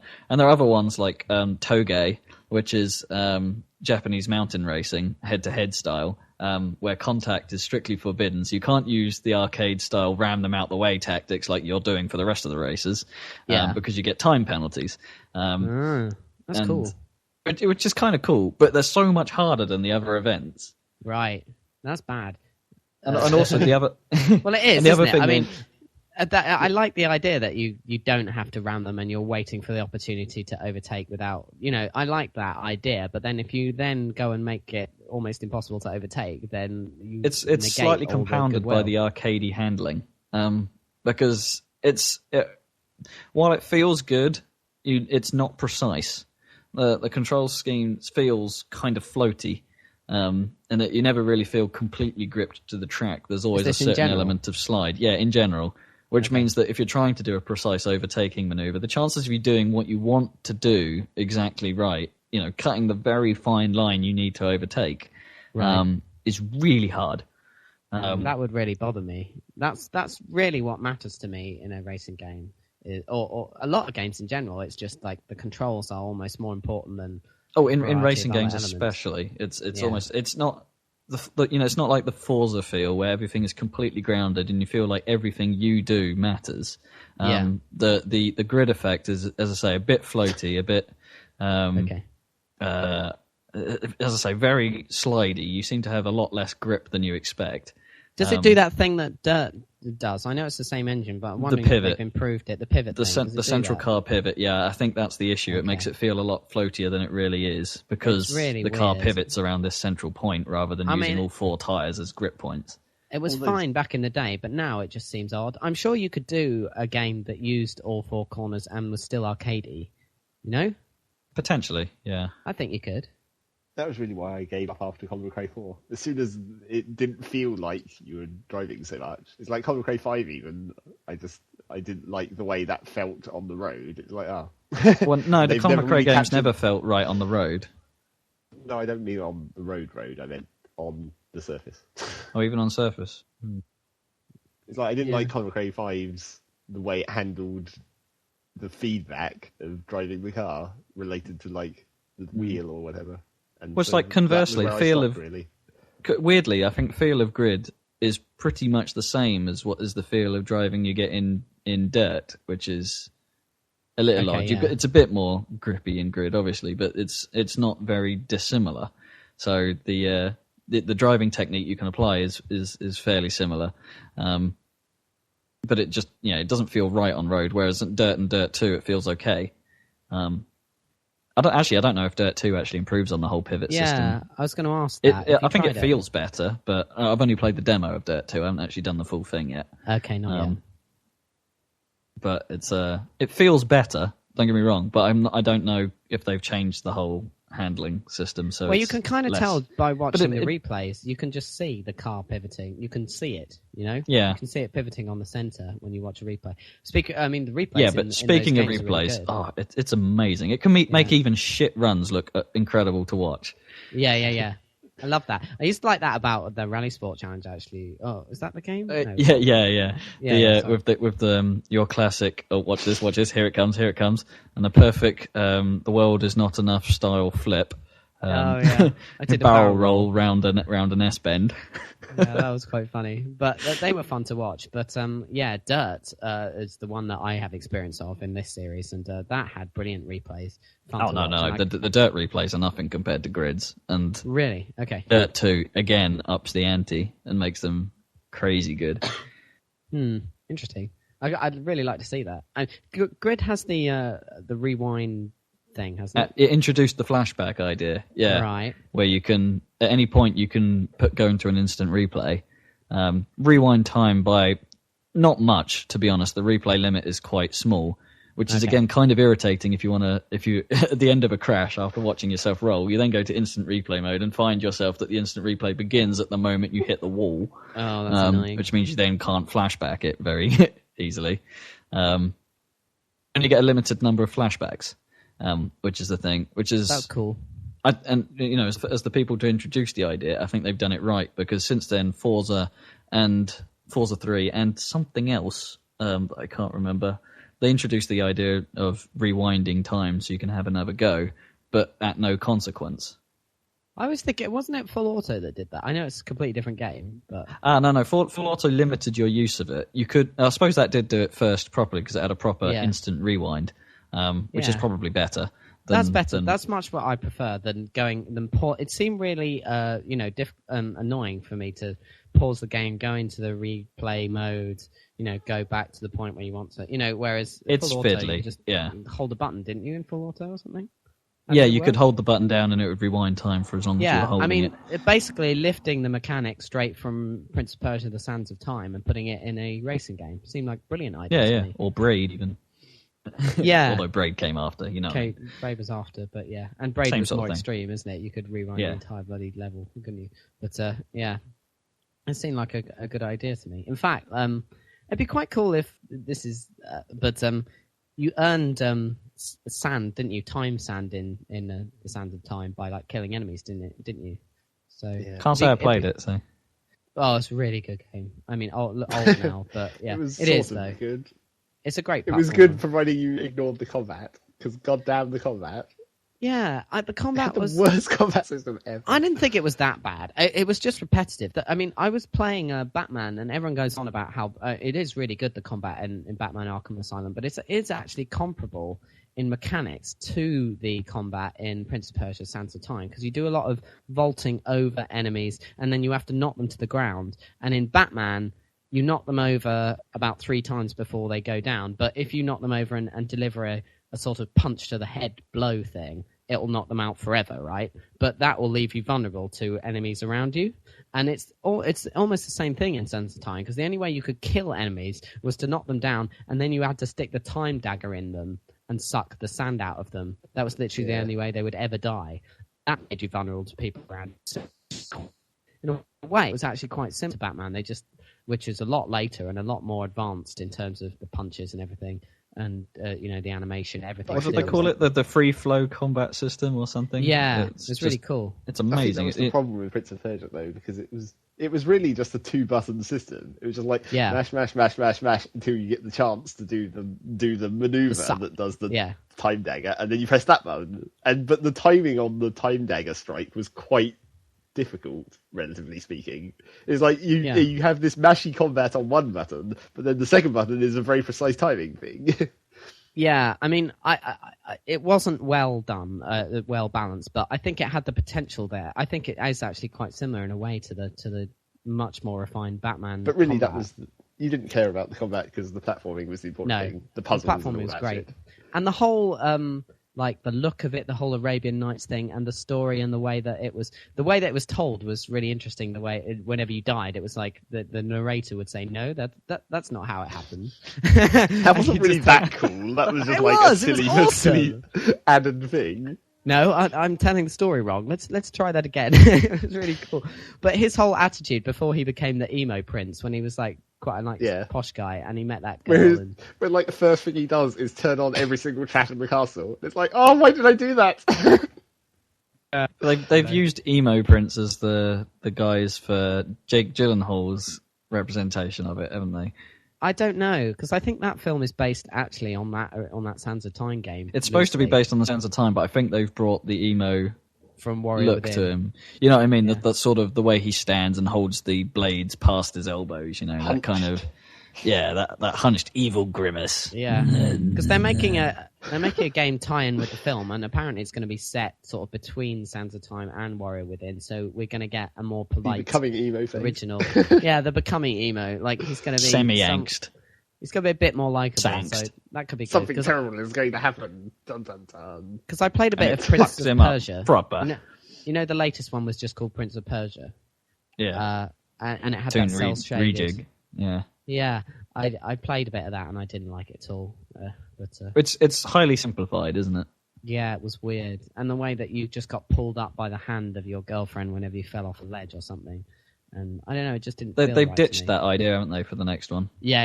It's back to Sands of Time in terms of, like, you did a lot of, like, vaulting over poles and, like grabbing columns and spinning around them. And there was a lot of that sort of movement, almost Tomb Raider-ish, but so much more better, so much better flow to it and so much better control.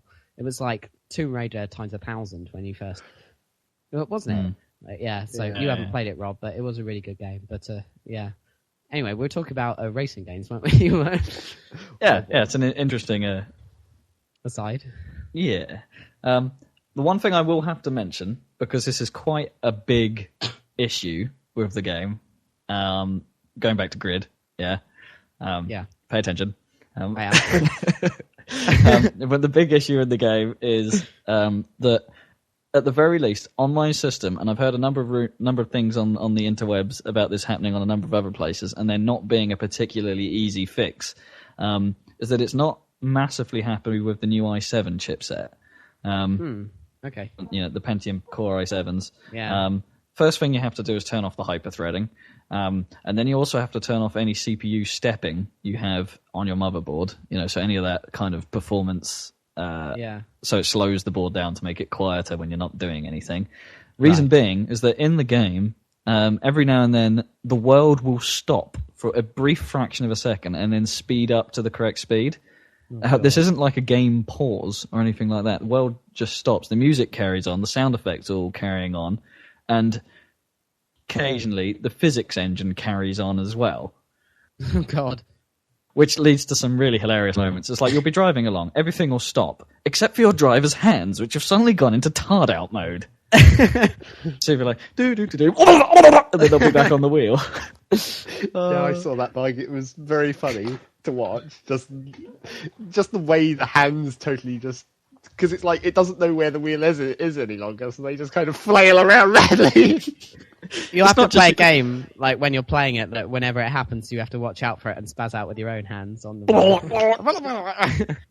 I mean, you can make it happen less frequently, but as far as I can tell, you can't get rid of it completely, so it does still happen. And I think those at times, it's really, really irritating, because you could be in the middle of a corner, and it will or about to turn into a corner, and it will throw your timing right off. Yeah. I don't think those i7 chips, like, they're not actually the best value for gaming right now. What they are is they're completely future-proofing. I mean, you've got the lowest possible i7, which is the one I'm looking at, right? Which is still epically more powerful than anything else. Insanely fast, and that means that literally 3 years in the future, you'll be able to buy an amazing processor and put it in the same socket, you know? That's the plan. Yeah, which is great, but actually, from a point of view of gaming right now, in terms of value, you'd probably be... No, it's not good. The reason being is that it's a quad-core at heart, but if you leave it at the factory settings, it's hyper-threaded, which means it acts like 8 cores to Windows, which is bad, because most games will only handle it, are only optimized for 2 cores, because that's the majority of chipsets, to the point where they won't actually use any more than 2 cores. Case in point, Team Fortress and the Source engine it doesn't use any more than 2 cores. So meaning that unless you turn hyper-threading off, you're only going to get a quarter of the power of your processor out of it. Yeah. Which is still sucks. Fine for TF2. But... Well, that's a quarter of the i7 is a bit restrictive for TF2, but I turn off the hyper-threading so I get half the power of the i7 for TF2. Do you turn it on and off every time you play the game? No. I just leave it permanently off because I'm yet to find a game that uses all 8 cores. I do still wonder whether it would actually be worthwhile for me to actually get round to turning hyper-threading off on my computer. I doubt it. On a chipset your old, hyper-threading is actually going to be a benefit. Yeah, but it never uses the other 50% of the CPU, ever. Because nothing supports it. Not even if you turn multi-core rendering on TF2? Or... No, that just makes it run worse. Okay. Yeah, you could probably turn it off then. Yeah, I probably should. It'll probably make but then you won't be able, but then if something goes wrong, you won't be able to switch back to Windows. Yeah, that is the main advantage of my skanky, fake, hyper-threading old Pentium 4 style. Where whenever anything goes wrong, it's still very recoverable. Even graphics crashes quite a lot because I wrote down like the keystrokes you need to end a task without having to use the mouse, so you can do it non-visually. So you just press Control-Alt-Delete and then type the name of the process and then. I've had to do that on the Xbox before. I've had to do it on the Xbox because there's no shortcut to resetting the display settings. Yeah, me too. Yeah. And you had to relearn it when they introduced the new Xbox experience, didn't you? Because why can't they make a shortcut? I mean, the PlayStation has a shortcut where if you turn on the console with a certain number of buttons pressed on the controller, it immediately goes to the reset your display. Yeah, that's just sensible, isn't it? Which is fantastic. Yeah. Yeah. I don't know. I think it's because the Xbox doesn't, probably because it doesn't use HDMI, and that it can't really figure out what connection it's using. Automatically, yeah. Yeah, to a certain degree. Or, a lot of the analog or VGA signals, for instance, won't feed back that it can't display the picture. Well, maybe the new ones with the HDMI do, and we just don't know. Yeah, maybe. Let's hope. But yeah, wow. Good game. Nice glitches. Excellent. Are we running out of time? We have 9 minutes. What, until 2 hour 15? Yep. Oh, God. What have you been playing, Dan? Anything? I've been playing a bit of Bayonetta, but I think I'll talk about it next time when I've had a chance to play a bit more. And when we have more time. Yeah. Yeah, we'll do you first next week. All right. This is 2 weeks this has happened now. Well, it's worked out quite well. I haven't played many games this week. I played a bit of Bayonetta yesterday to try and catch up. Although I played it again from the start, so I haven't seen any new because I'd forgotten what was going on. Not that I care about the story. In fact, I've decided that I'm going to play Bayonetta on my own terms, which means turning off the music, playing my own music, and skipping every single cutscene that isn't the introduction to like a boss.